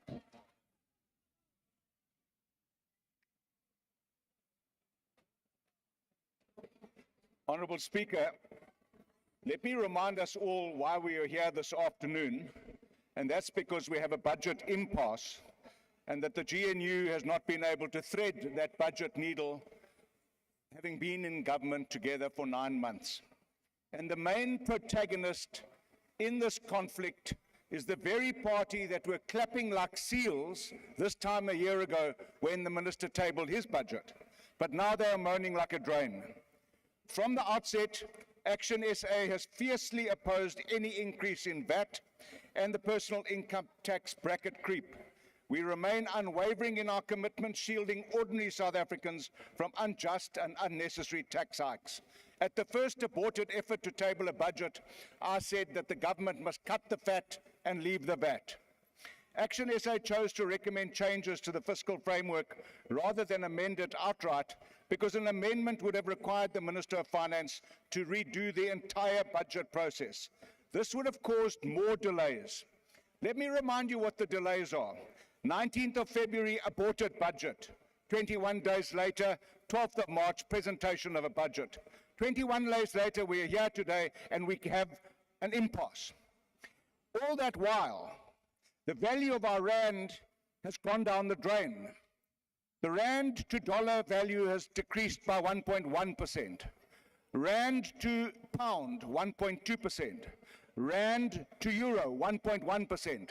That's making South Africans much poorer than a proposed increase in VAT that we object to. Instead, our approach allows for the necessary time to table alternative revenue proposals and, most importantly, to gazette a postponement of the VAT increase without triggering a full budget revision. Action SA led the charge in the Standing Committee on Finance to protect South Africans from increases in VAT. We made this recommendation to prevent a VAT increase, to prevent inflation or to ensure inflation adjustments for personal income tax and prevent income tax stealth bracket creep. Instead, the committee now will have 30 days to develop alternative proposals to raise 19 billion rand in personal income tax and 13 billion rand to make up the shortfall that is required to balance this budget. This approach ensures that the government explores reasonable and responsible revenue solutions without burdening the ordinary South Africans with unfair tax hikes. Action SA's constructive, responsible alternative keeps the fiscal framework intact while preventing more fiscal instability and procedural deadlock. SARS has proven today that they are the master revenue collectors.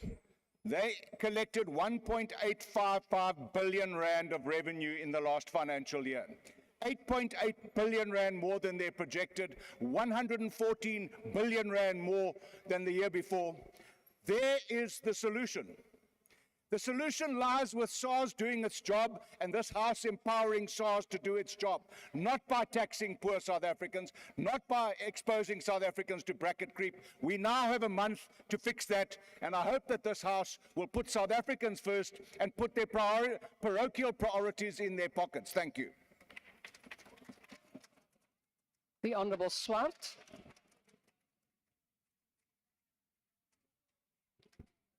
Thank you, Madam Deputy Speaker. Madam Deputy Speaker, the ACDP appreciates that this is a very complicated and complex matter. However, let us make it very clear that we have some serious concerns with the report, and we are concerned from a legal perspective as to the process that was followed. Surely, a senior counsel opinion should have been obtained, given the fact that in all likelihood, this matter will end up in the courts.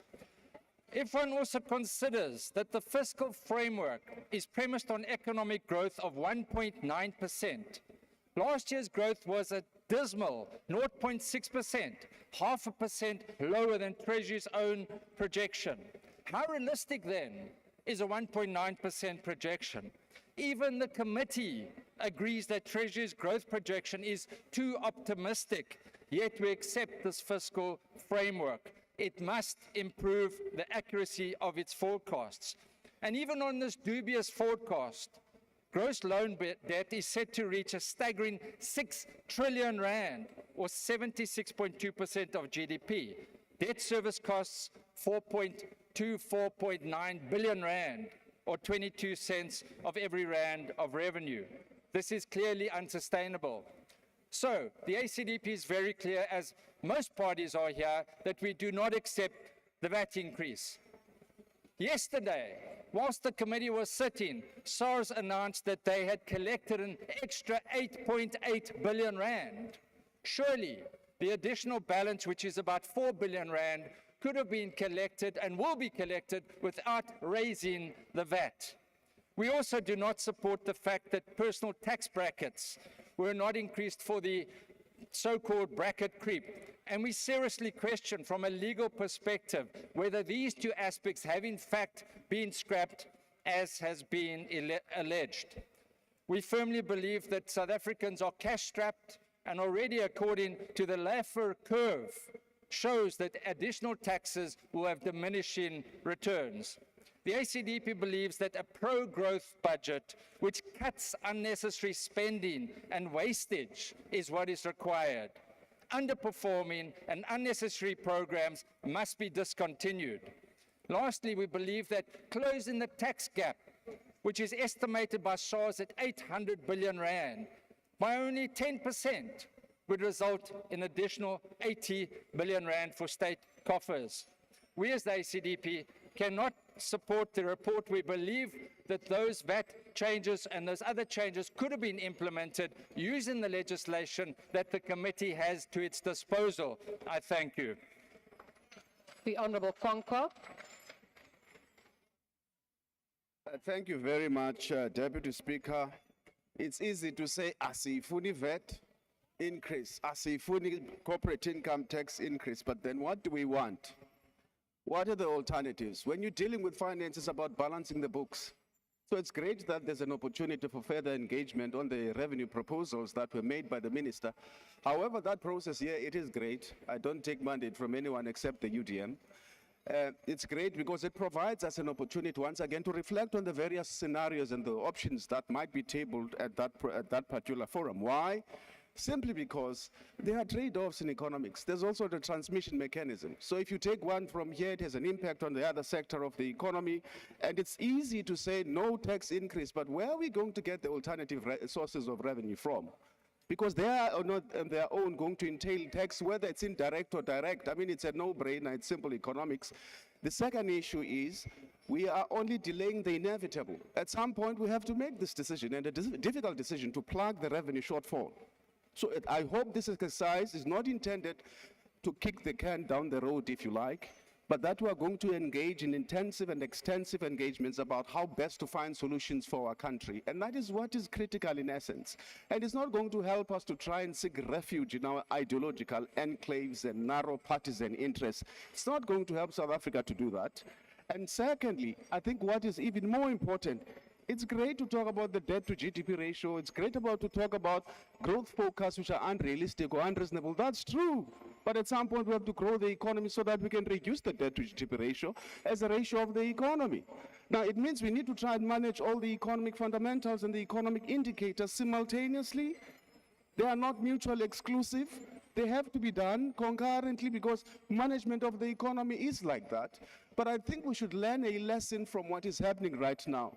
That consultation should have started way back when the budget cycle started last year, so that we're able to reach the compromises which we are likely to reach if we deal with this matter in a very matured way going forward. But as the UDM, we need money to bring our soldiers back from the DRC. We need money to be able to pay the SRD grant. We need the money to be able to pay social welfare budget. All of those are required. When I go to my constituency, I am not asked about Bella and whatnot. I'm asked about social grants, and we support this thing. In the process, we sort ourselves out after that. Thank you.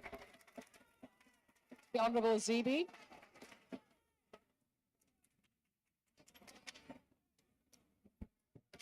Madam Deputy Speaker, we are here today because the can has been kicked down the road too many times in the past, especially since February 19. We are here because trillions of rand borrowed by our government since 2013 have gone to waste. If we borrow more, it will be irresponsible. Today, we face a situation where the country pays interest of 8.5 billion rand per week on our debt at between 9% and 10%. Taking on any more debt will be a burden on future generations. We must make our choices within the money that is available. But the biggest problem we have is the composition of our expenditure. We spend too much on salaries, too much paying for debt, and too little on investment into the economy. The Department of Health only spends 5% of its budget on capital expenditure. The Department of Education only 4%. That means we are asking fellow South Africans to wait longer for services they deserve. South Africans have been bled dry. They cannot afford any more taxes. They are angry because on a daily basis they see people who steal and waste government money walking around without being arrested. Just last week we were in Buffalo City on oversight. 57 million rand has been spent on a swimming pool so far, but it is still not working. Instead, it must be dug up and built again at a cost to taxpayers.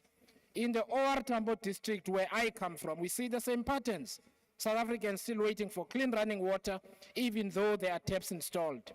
We saw a dam project on which hundreds of millions have been spent, but there is still no dam and no water. We found the same pattern of mismanagement, with suppliers being paid for work that till today has not produced the desired result. The painful thing is that the people of South Africa have no choice but to put more money into the projects, because we cannot tolerate that there are South Africans who have no access to clean water. It is a painful insult to us South Africans to pay twice, 3 or 4 times what they should have paid less for. Honorable Deputy President, surely, we can work together to find between 20 billion and 30 billion minimum in savings in the medium term, surely. But that means we must work together between now and October to start producing results from next year. South Africans cannot afford to bleed any more money. They don't have it. If we take the experience seriously, then we must use the next 30 days to find alternatives to VAT and personal income tax increases. We will certainly make detailed submissions in the respect so that we can finalize this budget. Therefore, we will vote for the adoption of this report. The Honorable Maimane.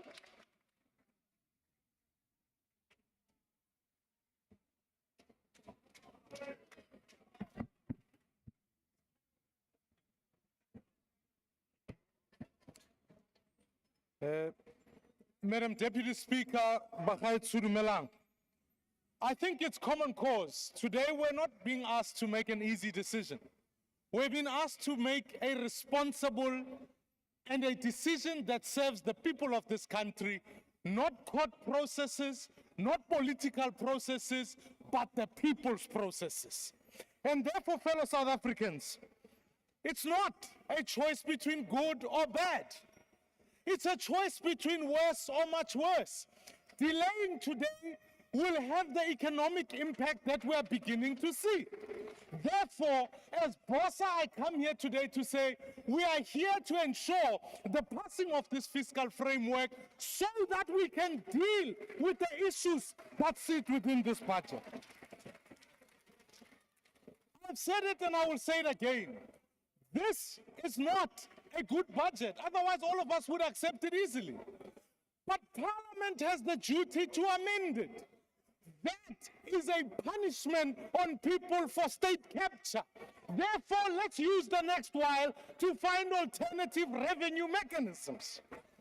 And part of those revenue mechanisms, honorable members, pertain to saying, can we declare gambling as a sin tax so that we can raise the appropriate revenue through that whole process? Our budget suffers because it tells the people we have 1.8% growth. We need more growth, not less, and it's a fictitious number. So I'm here to make some proposals, Minister of Finance. As you know, I've engaged you on this issue. I think we can support transformation, but let's ensure that the 20 billion rands allocated to the NEF can be staggered over the medium term, because if we do that, we can find the reduction in expenditure to ameliorate the VAT needs that we are putting on the table.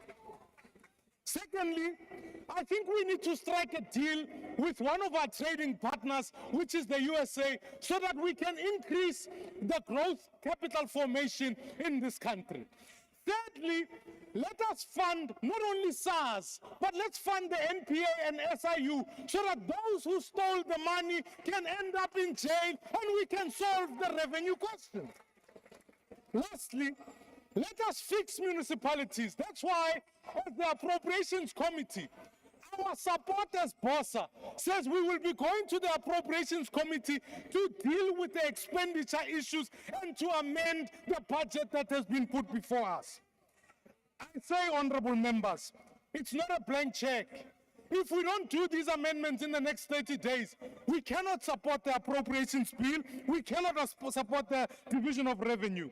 Our job is to find growth mechanisms so that we deal with this budget. Thank you very much. The Honorable Maravu. Siyakunika agriculture.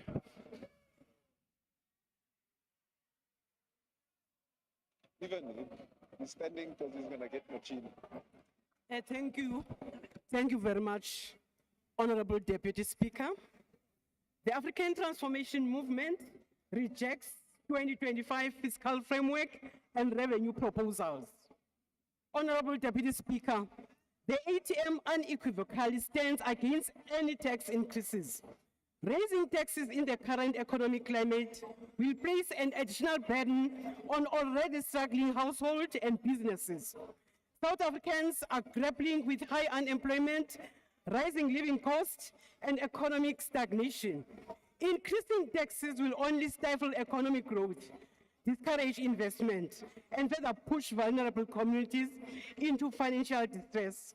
Instead of extracting more from taxpayers, the government must focus on an efficient revenue collections, cutting wasteful expenditure, and eliminating corruption to maximize existing resources. Focusing on the business of the day, a budget that prioritizes the needs of the many over the privileges of the few must be our guiding principles. The continued allocation of over 30 billion in medical aid tax credits disproportionately benefits the middle class, while our public health care systems remains underfunded. It does not make sense to subsidize private health care while provinces are forced to implement hiring freezes, compromising service delivery in our hospitals and clinics. This is an injustice that we cannot ignore. These funds should be redirected to strengthening our public healthcare infrastructure, ensuring that all South Africans, regardless of income, have access to quality healthcare.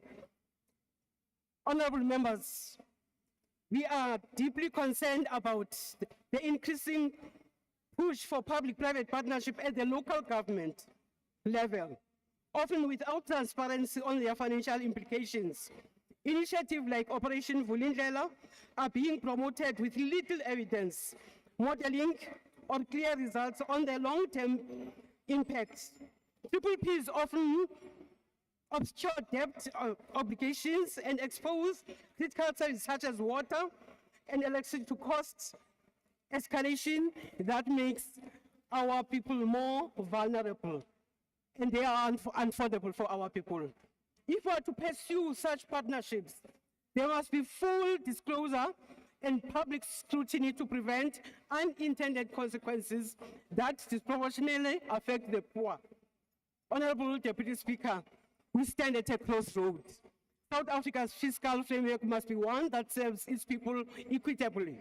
We cannot continue with policies that entrench inequality while millions struggle to access basic services. The ATM calls for a budget that prioritizes Remember, your time has expired. full expenditure. We do not adopt the report. Thank you. The Honorable Makubela.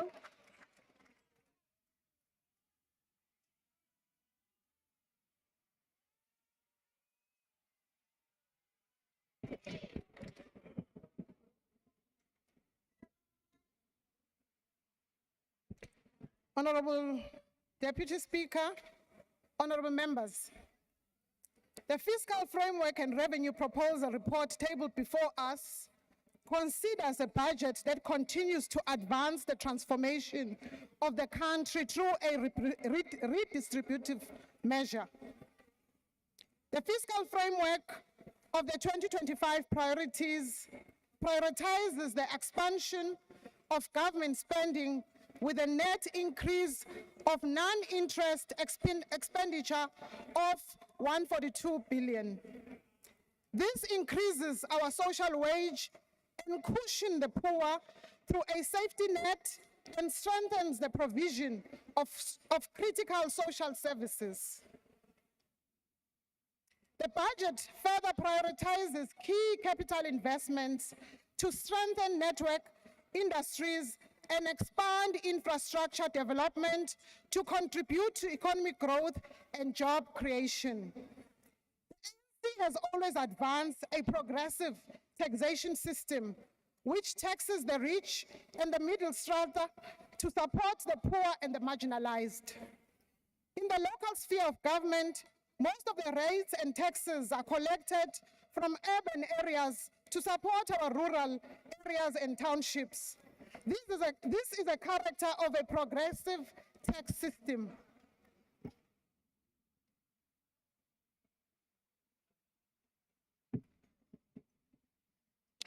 True to its commitment to the people of South Africa, the ANC has shaped our fiscal policy to prioritize the social wage, which currently stands at 61% of the budget. The social wage is about the poor and the marginalized. In the main, it expands access to education, health, shelter for the poor, and it provides a safety net through a comprehensive social security system, which is one of the largest grant systems in Africa and in the continent. On revenue proposals, the ANC welcomes the internal processes of the National Executive, which resulted to a decline in the VAT from the first 2% proposed to the 0.5. The ANC has resolved, as part of the public involvement, to have National Treasury to look into an alternative revenue source to cover the shortfall, which is proposed to cover the VAT increase and the inflationary adjustment to personal tax brackets. We can assure South Africans that this fiscal framework is subject to a strict recommendation coming from the Standing Committee on Finance, which recommends that National Treasury facilitates to seek alternative revenue and expenditure savings to balance the 28 billion shortfall. We believe that multiple social interventions will cushion the poor, such as the zero-rated food basket, social grant increases, and the increases in the indigent program. And the decision not to increase the fuel levy and the intervention to improve affordability of public transport will provide a relief for the public.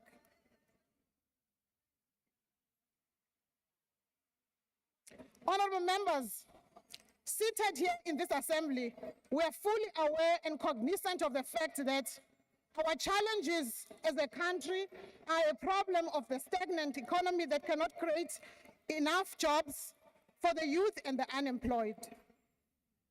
The budget that is tabled before us makes bold measures to cushion the poor and the workers.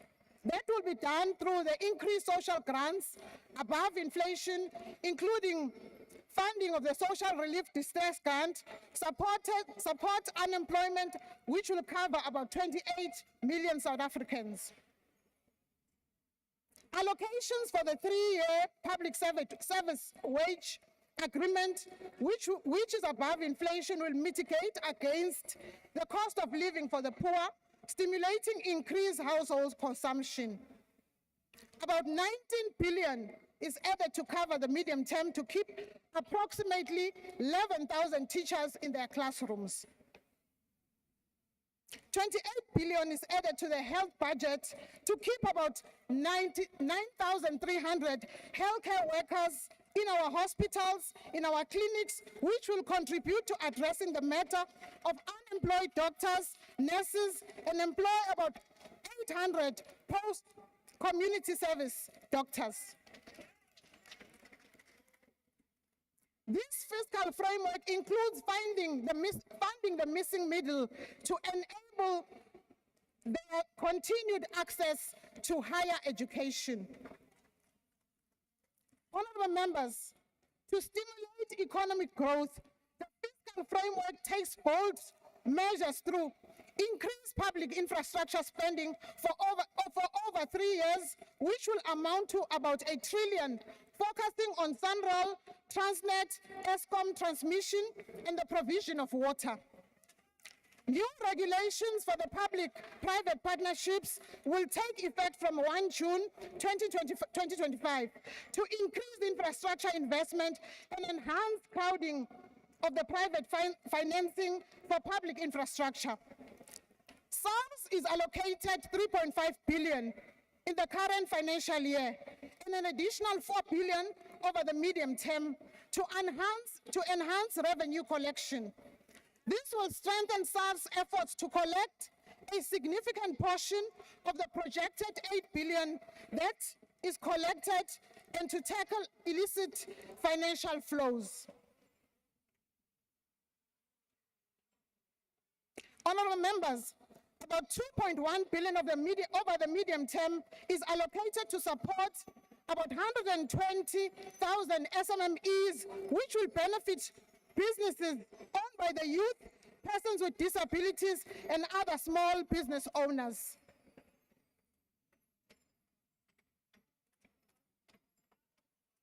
To achieve debt sustainability, we need to resolve the economic growth problem. We should take measures to lower our annual debt servicing cost and tackle the imposition of high credit premiums as advanced by the African Union. Without restructuring of the global and the domestic financial sector, lower to middle income countries like ours will experience a stunned economic growth due to high credit premiums.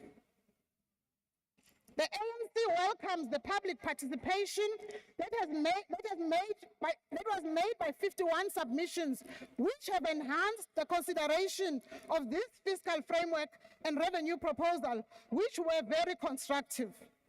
The ANC further considers submissions made in shaping ongoing efforts to resolve the social and economic challenges the country is confronted with. As I conclude, Honorable House Chairperson, I want to leave you with a saying that resonates amongst my people, the people of the Lowveld in Mpumalanga, who are Shangaan speaking. They often bring hope by saying, Hambi shote kankari, mara shinga endleki. Nishwashu, hiri hambi shote kankari, shinga endleki. Akenza, ntama stulu, inkomu, kalmam. The Deputy Minister of Social Development, Deputy Minister.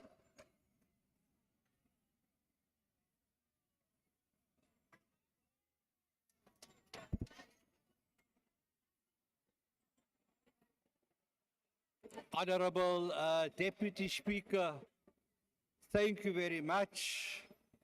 Al-Jamaa would like to thank the Minister of Finance for going out of his way to give pensioners and children and people with disabilities above inflation increases in spite of difficult fiscal constraints. Minister, 28 million people in the receipt of social grants, they salute you. Please, a round of applause to the Minister of Finance. A 30-day breather is very progressive.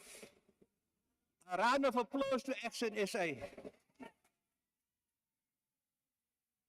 The report of the Standing Committee on Finance on the 2025 fiscal framework and revenue proposal dated the 1st of April is a revolutionary report.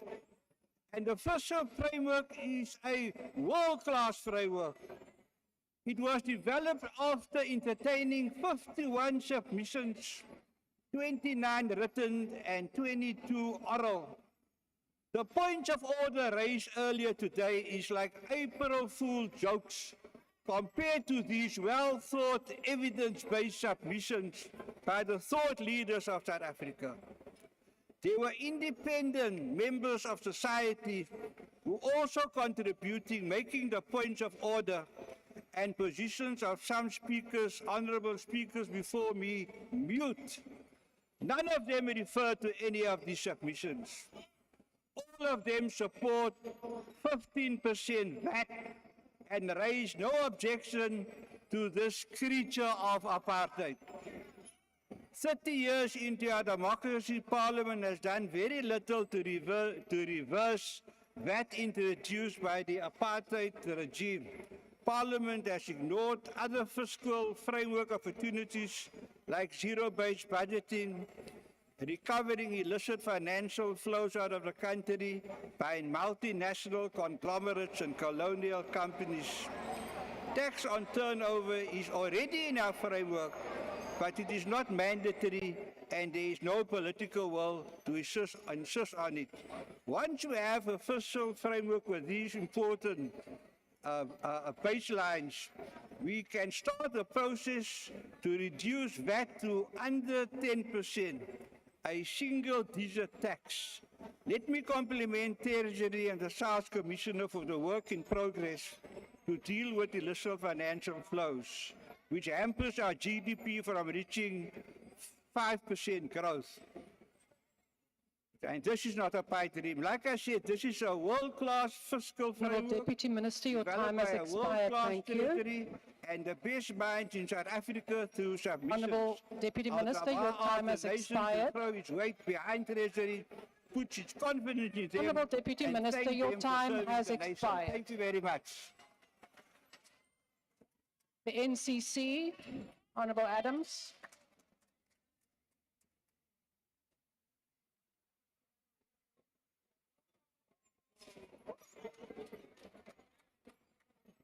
Thank you, Honorable Speaker. Thank you, colleagues, the Progressive Caucus, and the 9 wasted months. It is impossible for anybody with a conscience to support this report. It is because some of us have forgotten the cold chills in the shack. Some of us have forgotten what it's like to eat mealie meal with no sugar. Some of us have forgotten the indignity of using long drop toilets. It's why we are so comfortable to support this injustice. If this report ever goes to court, this meeting will be meaningless because it will be overturned.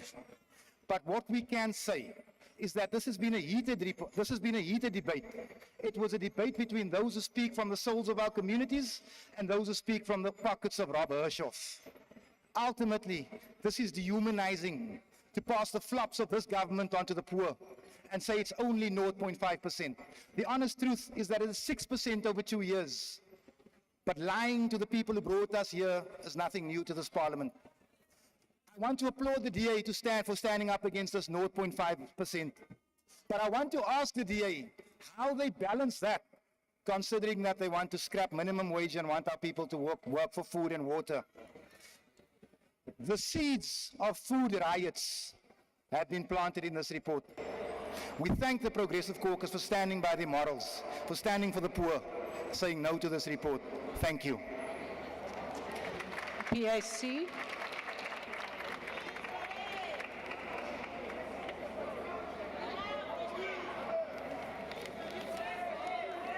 Deputy Speaker, phambi koba ixesha lam liphele kuba i-3 minutes incinci, mandiqale ngendaba ebalulekileyo. The PAC supports this fiscal framework and revenue proposal. It is our observation that maintain the practice of expenditure on servicing the needs of our people is the correct position given the foundations of a developmental state that is focused on redress politically and addressing poverty. Spending on the poor, providing access to basic needs and services such as food, housing, water and electricity is the reason why we are here. Our people expect a budget that speaks to the needs of the majority. We call on the improvement on tax collection before cutting expenditure on increasing the burden on compliant taxpayers. We are looking forward to see how the budget allocated to SARS for improved tax collection will be utilized. At the same time, let us not rush to borrowing money that comes with harsh conditions and future patterns. Cutting expenditure that directly impact on the living conditions of the poor is unacceptable. The investment in transport Madiba infrastructure as an example of pro-poor expenditure is welcomed. Given the distance the poor travel from migrant labor in our metros, cities and towns. The working poor spend up to 60% of their income on transport, and this leaves them in a perpetual poverty trap. We support a budget that seeks to provide universal coverage in health to all our citizens. Our support for the budget is based on our mandate, which we received from the majority of the electorate who remain poor and unemployed. If we are serious about addressing the inequality in our country, it cannot ignore the fact that we are here because of decades Honourable of Minister, there is a point on of the order. African Please take majority. your seat. Honourable Minister, please take your seat. There is a point of order. Honourable Member, MK. Honorable Speaker, thank you so much. We just want to know how much money has been allocated for land redistribution in the budget. Those who are fighting for the budget, tell us. Honourable Member, in terms of the rules, you first have to ask whether the Speaker is prepared to take a question and not just ask the question. Honourable Minister, please proceed. I don't have time for comedy. We support, if we are to seriously address the inequality in our country, it cannot ignore the fact that we are here because of decades of underspending and on the African majority. And this was done deliberately by the apartheid government. By ignoring the needs of the majority of opposing a pro-poor budget, as was presented, we are further entrenching inequality and advancing an apartheid-type government. Speaker, we fought for poor people. We went to jail for poor people. We went to exile for poor people. We were hanged for poor people. We can't be told by our former oppressors that they are fighting for the poor. We support this budget. The UAT.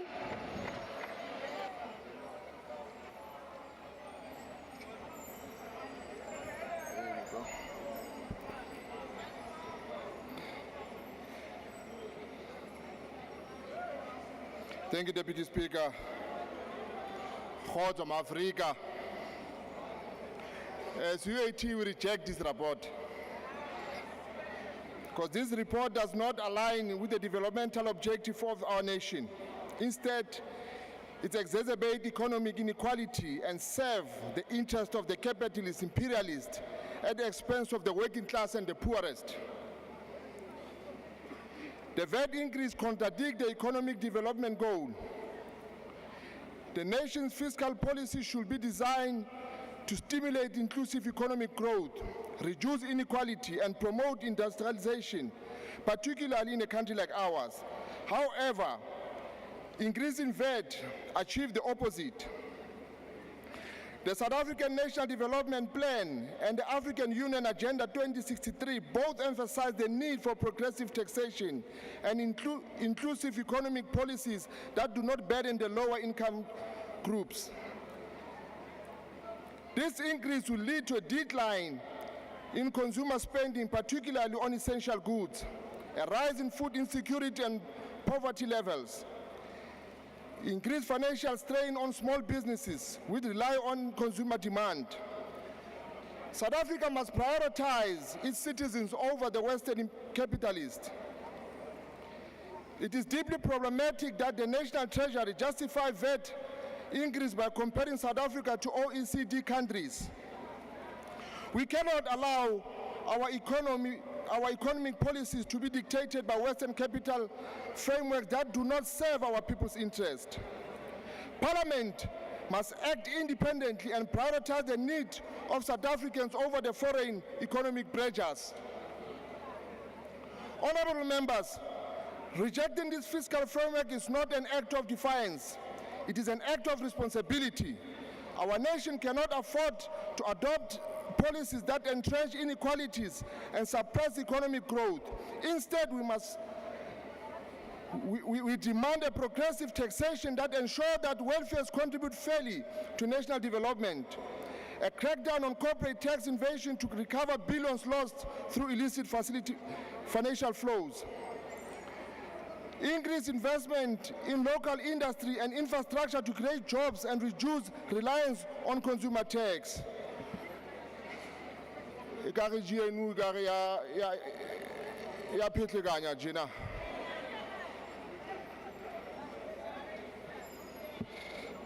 Kanimambo.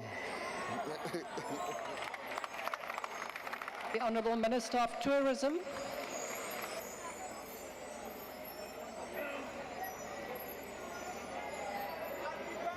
Thank you. Thank you, Madam Deputy Speaker. Today we are witnessing a new history here. We see the birth of a new doomsday coalition. The DA, the MK, and the EFF, that's the new doomsday coalition that we see today. Now it's the time, not for party posturing and politicking.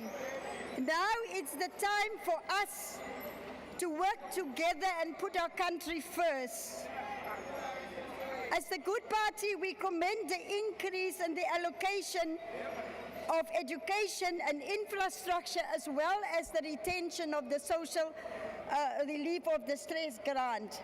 We further welcome the recommendation by the Appropriations Committee that the SRD be taken into a basic income grant. Because Section 27 of our Constitution places an obligation on government to make sure that we Honourable Minister, please take your seat. There is a point of order. Honourable Member of the MK.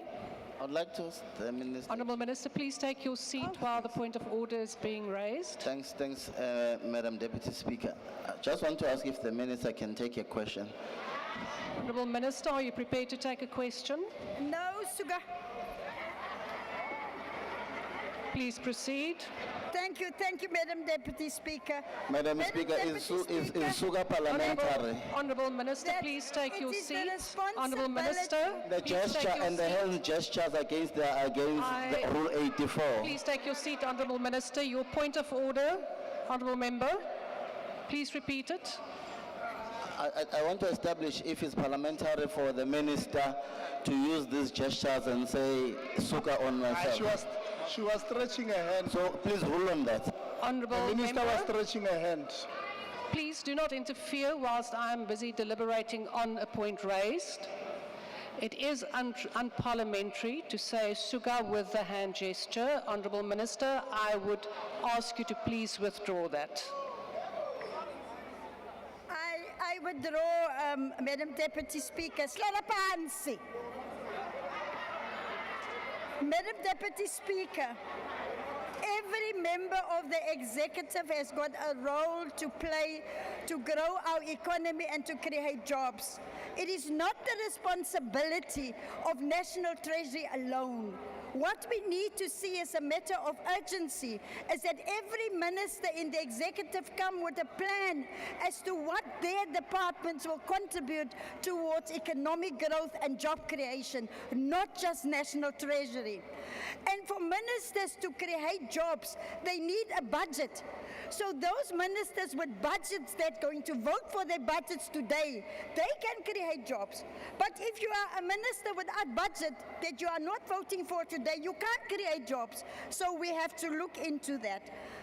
Madam Deputy Speaker, I am confident that with the allocation to South African Revenue Services of 7.5 billion over the MTEF period, that they will be able to collect more taxes next year, and that the 0.5% VAT will only be applicable for the current financial year. I'm confident that they are going to raise that money so that we only have the 0.5% VAT for 1 year. So I would like to appeal to all of us to make sure that we work together. We can't just say for the interest of the sake of the country, but then some of us wants to be holier than thou. So the strange bedfellows, the Doomsday Coalition, we are going to vote you out. Thank you. The Honourable Cuthbert.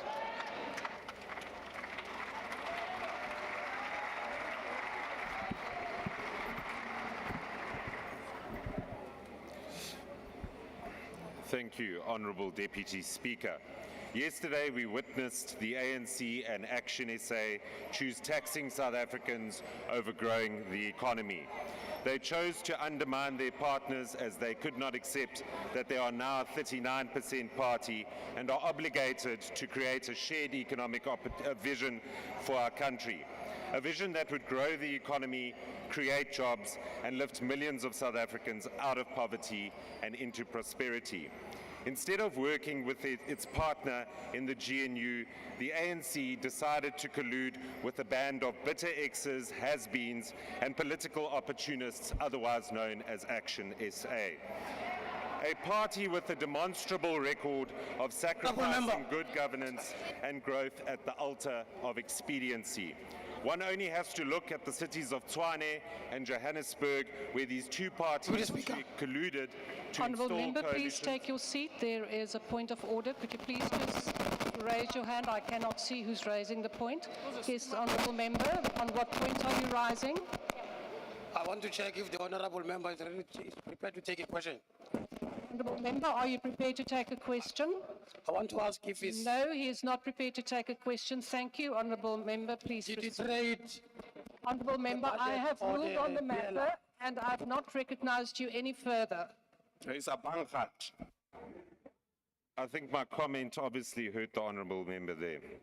One only has to look at the cities of Tshwane and Johannesburg, where these two parties colluded to install coalitions of corruption at the expense of critical service delivery.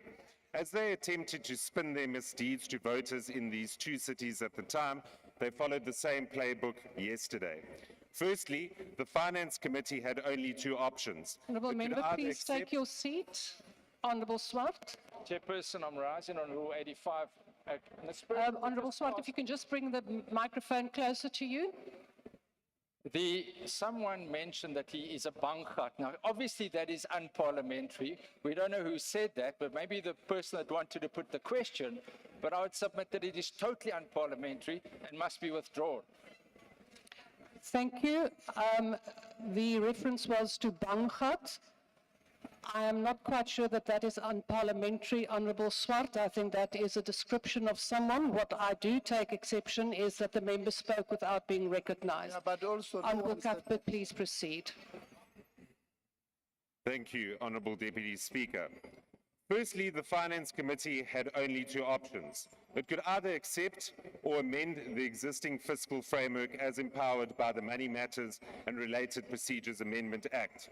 On this score, the ANC, IFP and Action SA voted in favour of the existing fiscal framework, which included a 0.5 percentage point VAT increase and the non-adjustment of personal income tax brackets for inflation, commonly referred to as bracket creep. However, they desperately try to buy themselves cover by inserting non-binding recommendations into the committee's report, which requested that the National Treasury revise its budget within 30 days. So despite the snake oil Action SA sold to South African last night, the National Treasury has no legal obligation to amend the framework if it passes in today's sitting. Secondly, the financially and illegally illiterate Honourable Beasley confidently stated that his proposal would amount to a 28 billion rand reduction on the revenue side of the balance sheet. However, if one were to remove both the VAT increase and bracket creep, the actual amount would be 31.5 billion. Worst of all, he had no idea where the National Treasury would find the money to plug the gaping hole left in the fiscus. To make it abundantly clear to members of the public, Action SA capitulated to the ANC's misguided policy of taxing South Africans and undermining the economic reform agenda. In contrast, the DA has remained resolute in its opposition to any new taxes and succeeded in blocking the initial 2 percentage point VAT hike from the budget tabled in February. Furthermore, the DA submitted a fully costed alternative to the existing fiscal framework, which would have generated 27.2 billion in savings from national departments alone. These savings could have been used to eliminate the need for any tax hikes and prioritize expenditure towards growth-enhancing reforms. However, the DA did not stop there. We proposed a comprehensive overhaul of the country's economic policy to address the following critical issues: a GDP growth rate that has remained capped at 1.3% from 2008 to 2024 and cannot keep up with annual population growth. This is best demonstrated by the fact that South Africans, on average, have become poorer over the years, with GDP per capita declining from $7,900 in 2010 to $6,000 in 2023. An expanded unemployment rate that has increased from 31% to 42% between 1994 and 2024, which means that millions of South Africans have joined the unemployment queues on an annual basis. Even more concerning is that our children are not equipped with the necessary education and skills to gain meaningful employment, as illustrated by the 60% youth unemployment rate. Previous ANC governments have also led us to the brink of fiscal collapse, with our debt-to-GDP ratio having risen from 44% in 2014 to 77% in 2024, while debt repayments consume 21% of all government revenue. If the rest of these metrics did not make the ANC think twice about the need for meaningful economic reform, then they should look at the trend line from the BER's Business Confidence Index, which had an average score of 36 out of 100 between 2014 and 2024.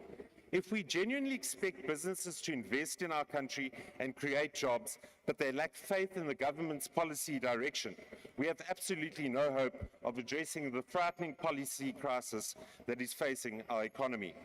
This is why we as the DA remain resolute in our call for the following bold economic reforms: pursuing an aggressive debt reduction strategy to ensure that we live within our means and do not allow debt repayments to crowd out the expenditure on frontline services. Expediting the private sector's involvement in electricity generation and transmission to create a truly competitive energy market. Finalizing port and rail concession agreements with private partners to enhance competitiveness and position ourselves as an export-oriented economy. Scrapping duties on manufactured goods not produced in South Africa and other localization policies that hinder trade and make goods more expensive for consumers.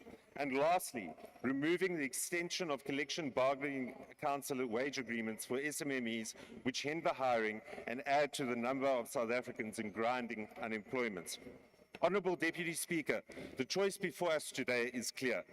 Those parties in favour of voting for this fiscal framework will betray the voters who elected them to this very House. My only advice to these parties is, good luck explaining this to your voters at the local government elections next year, and do not be surprised when they punish your expediency at the voting booth. The DA rejects this pro-tax, anti-growth budget with the contempt it deserves. I thank you, Deputy Speaker. The Honourable Molefe.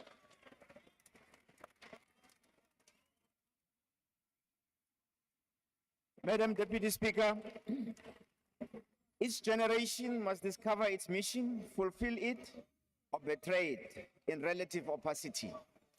This is what Frantz Fanon said more than 50 years ago in his book, The Wretched of the Earth. That I'm invoking the writings of this great African speaks directly to the challenges imposed on us, this generation, by centuries of oppression and exploitation. The response of our fathers and forefathers in their titanic battle to defeat the demon of racism and exploitation, and the things that have been done and not done since the attainment of freedom in 1994. It points starkly and glaringly to the monstrous beast we are facing as a country and its resilience in resisting change and transformation. Indeed, this beast is not only resilient, it is also agile and can adapt very easily, despite it being enormous and elephantine.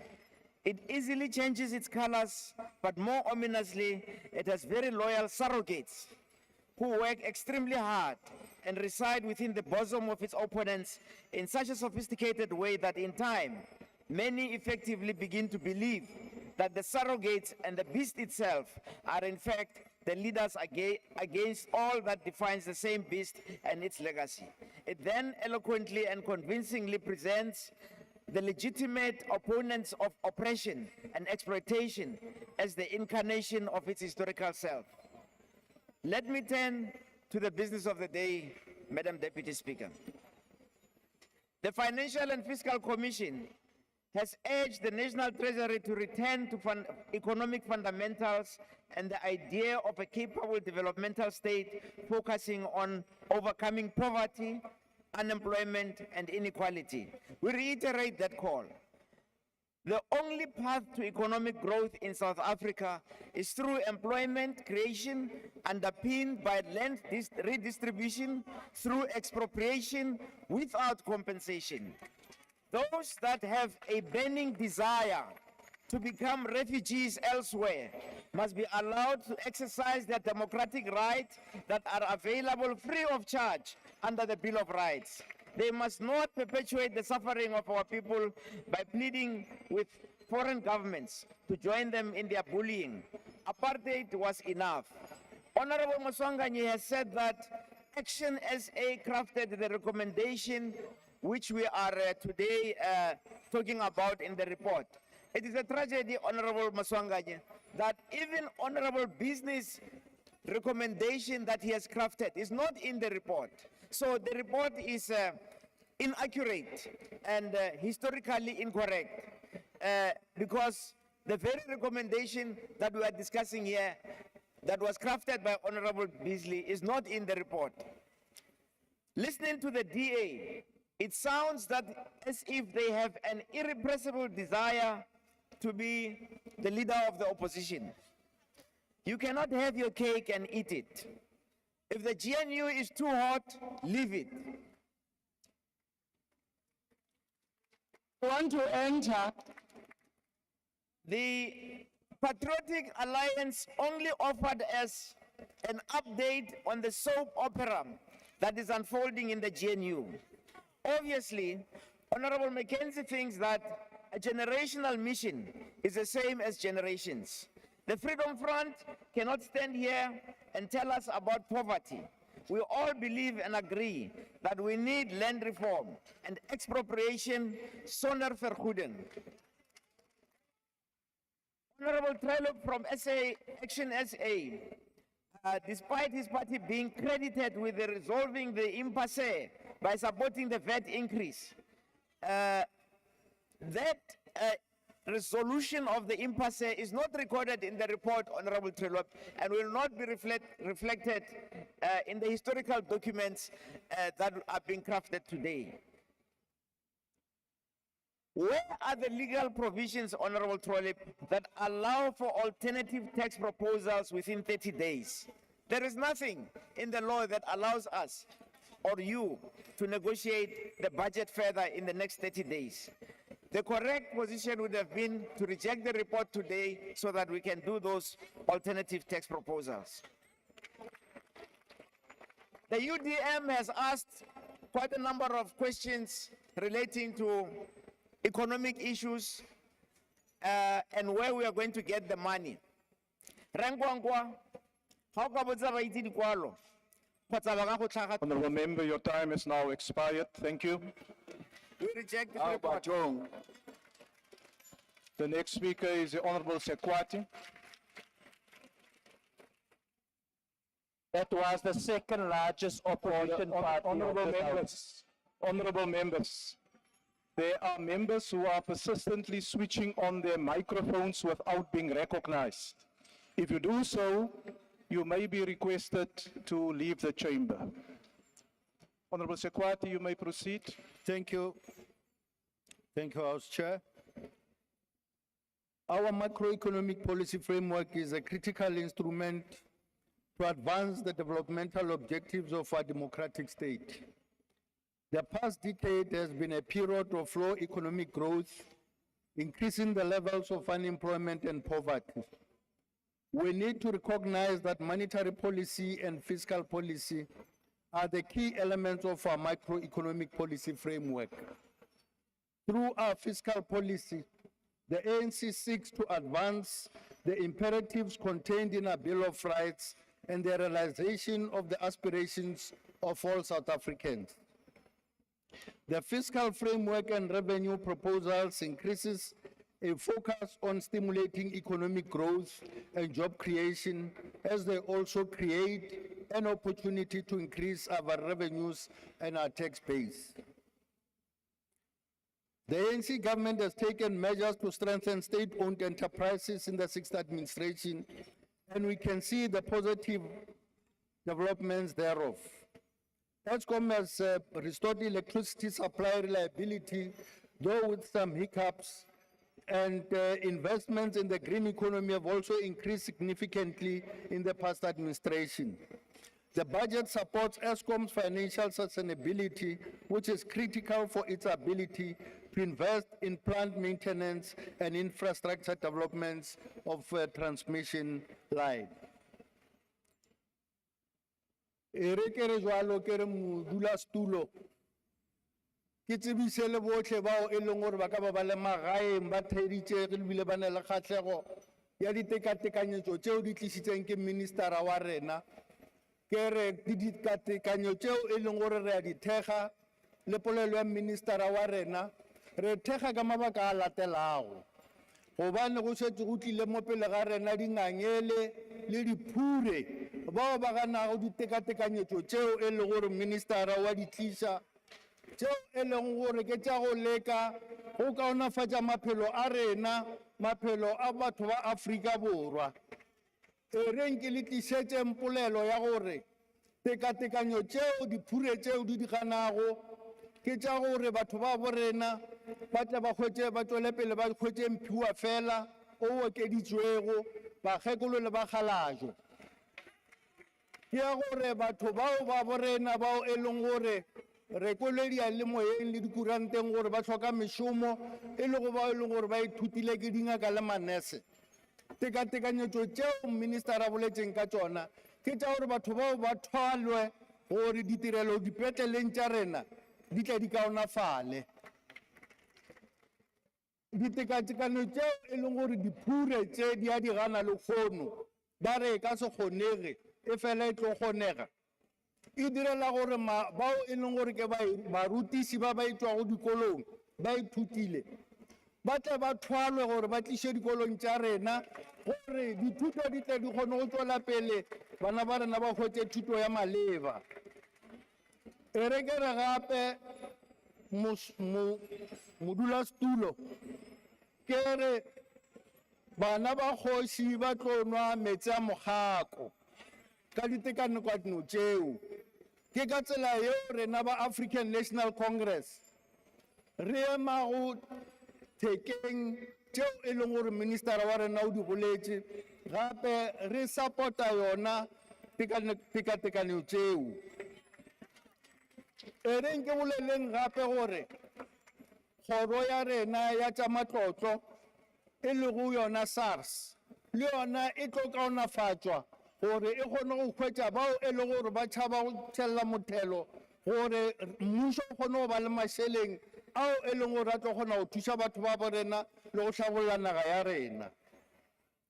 Jalo tseo ka moka re a di amogela ka diatla tše pedi ka lebaka la gore di tlo loisa tlala, di tlo loisa tlhokego ya mešomo, gape le yona tlhokego ya tekatekano.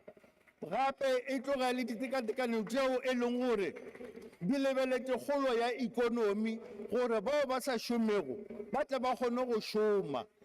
Le gona gore bao e leng gore ga ba šome ba tswele pele ba hwetše setsekana seo e leng gore ka sona ba ka kgona go ithuša ka sona. Jwale re a makala gore dingangele tšeo e leng gore di re ditekatekano tše di seke di a tswela pele ke eng seo e leng gore ba se tshepile, gape ba tloge ba laetša lehloyo le legolo go batho ba rena.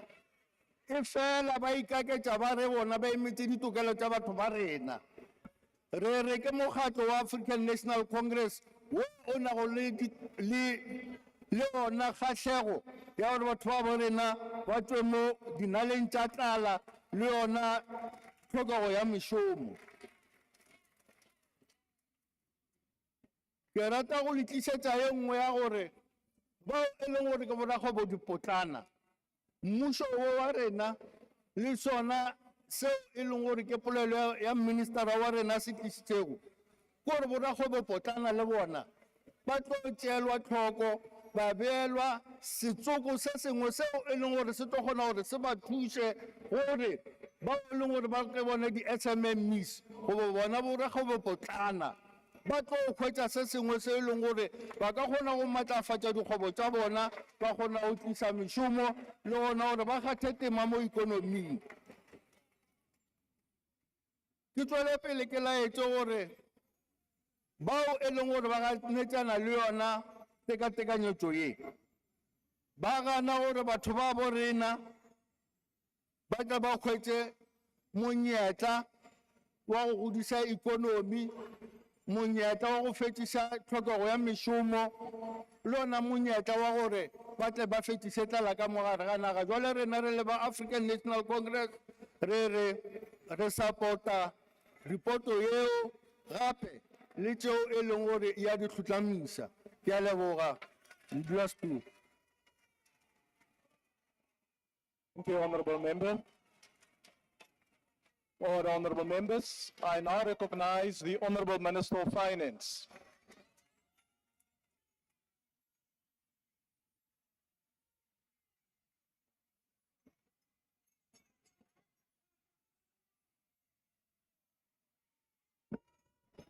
Honorable House Chair,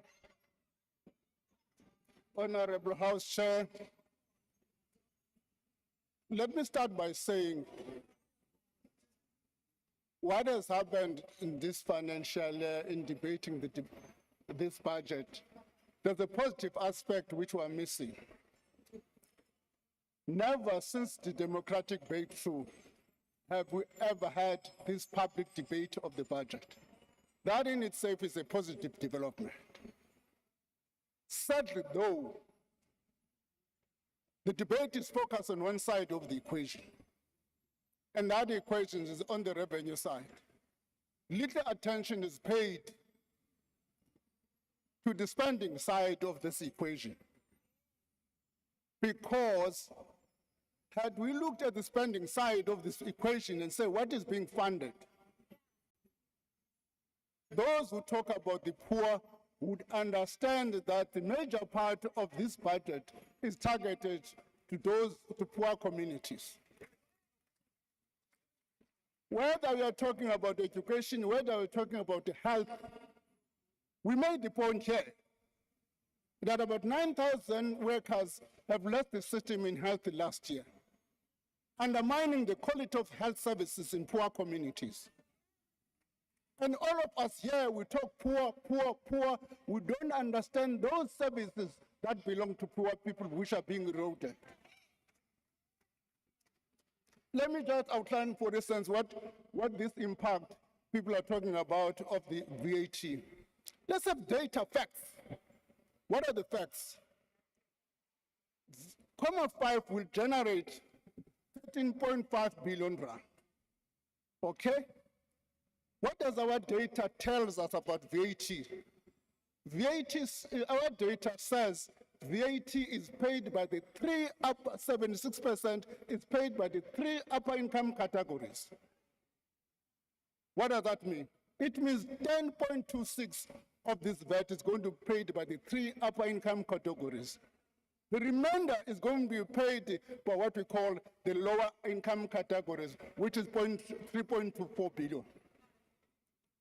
But what is the package that we're presenting to these poor categories? It far exceeds the 3.2 billion.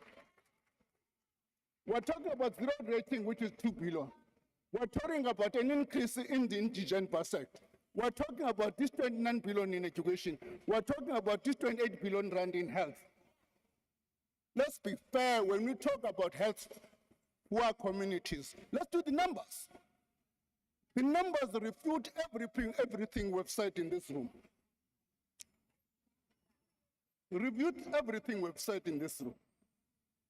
The second set of issues.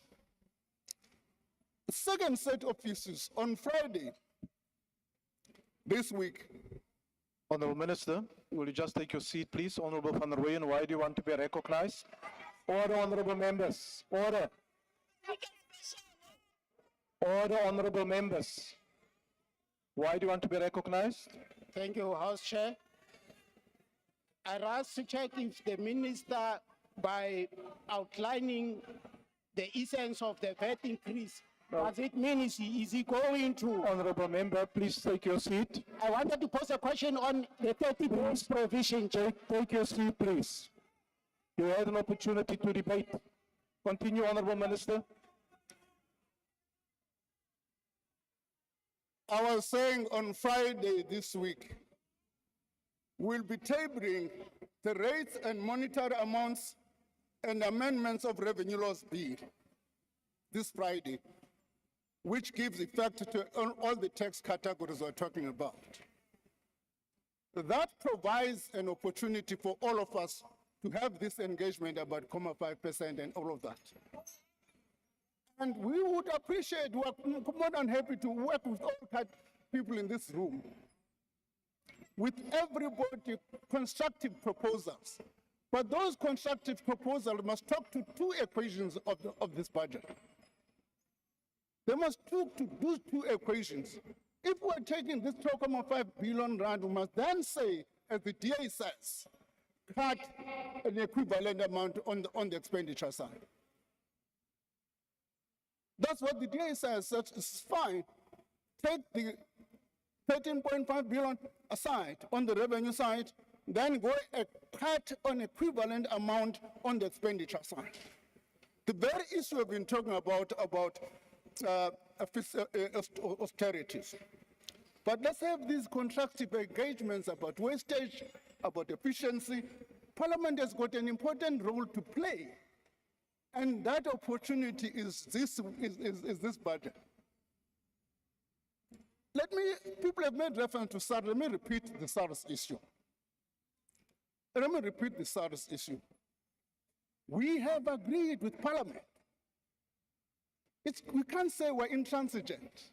Parliament says to us, increase SARS budget. We said to Parliament, yes, we're listening. SARS budget was supposed to increase by 3.5 billion over the MTF. What was our response? Was to add 4 billion to that. SARS budget over the MTF increases by 7.5 billion rand.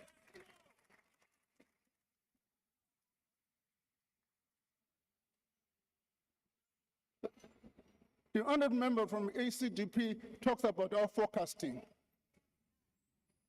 The unfortunate part in the joint committee, when we made a presentation to demonstrate on average with comparators how our numbers look like. Ian was not probably, I don't know, was not part of the meeting, because we debunked that notion that our forecasts are inaccurate. On the budget process, I must say we accept that. The budget process now is going to be changed. We've got to think about, we'll come back to the committee, how do we make sure that we can involve everybody, starting from July, September, October. That's what we want to do. But let me just say, the DA does not necessarily tell the truth normally. And they've got a tendency to shift the goalposts every day. The deputy president chaired a committee where we were looking at alternatives. The DA proposals were no bracket creep. That's the DA proposal. No bracket creep, increase, no tax, medical credits, nothing. We have accepted their proposal. Today, they've got the audacity to stand up and say they don't want bracket creep. It's a lie. It's a lie. What does that mean? I mean, let's be fair, let's debate honestly and disagree honestly. We accept genuine disagreements. It's in the nature of a robust debate. I think this budget has produced that robust debate. But let's make sure that the debate is robust. Don't base it on lies.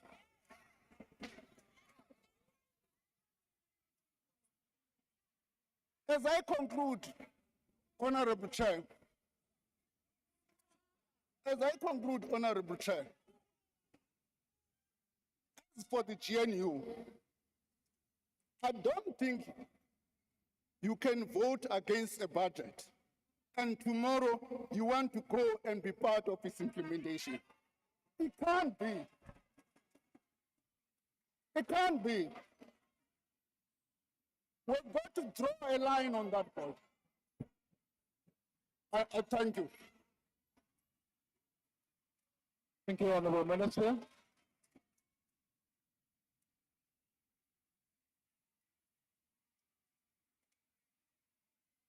Thank you, Honorable Minister. Order, Honorable Members. Order, Honorable Members. Honorable Members, that concludes the debate. Order. Order, Honorable Members. I now recognize the Honorable, the Chief Whip of the largest party.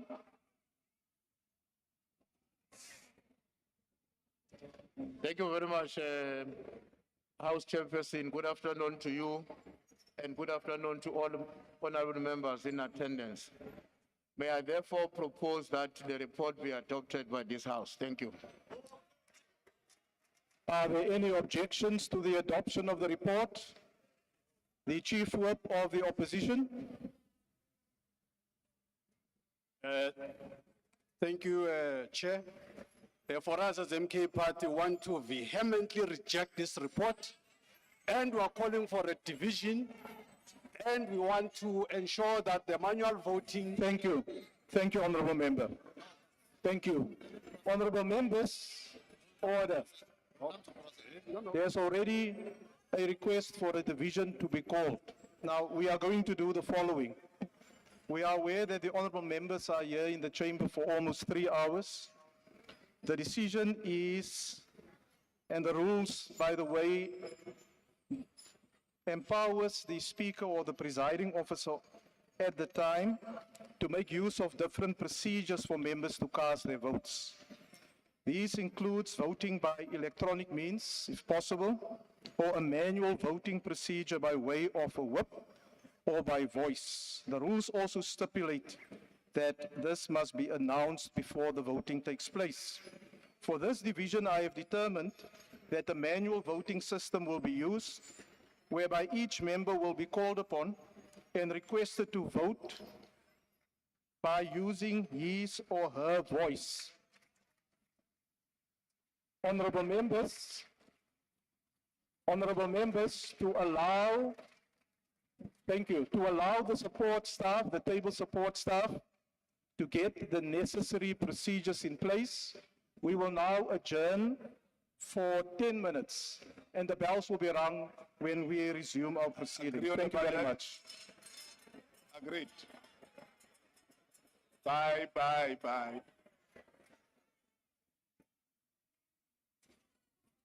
Yay, bring back our lights.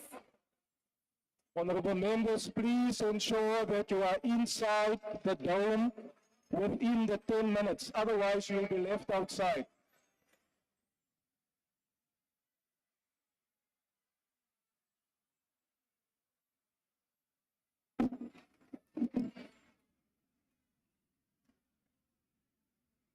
Sì, non, sì. Sì.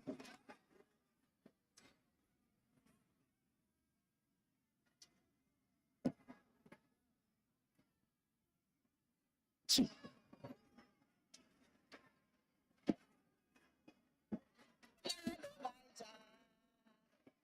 Sì.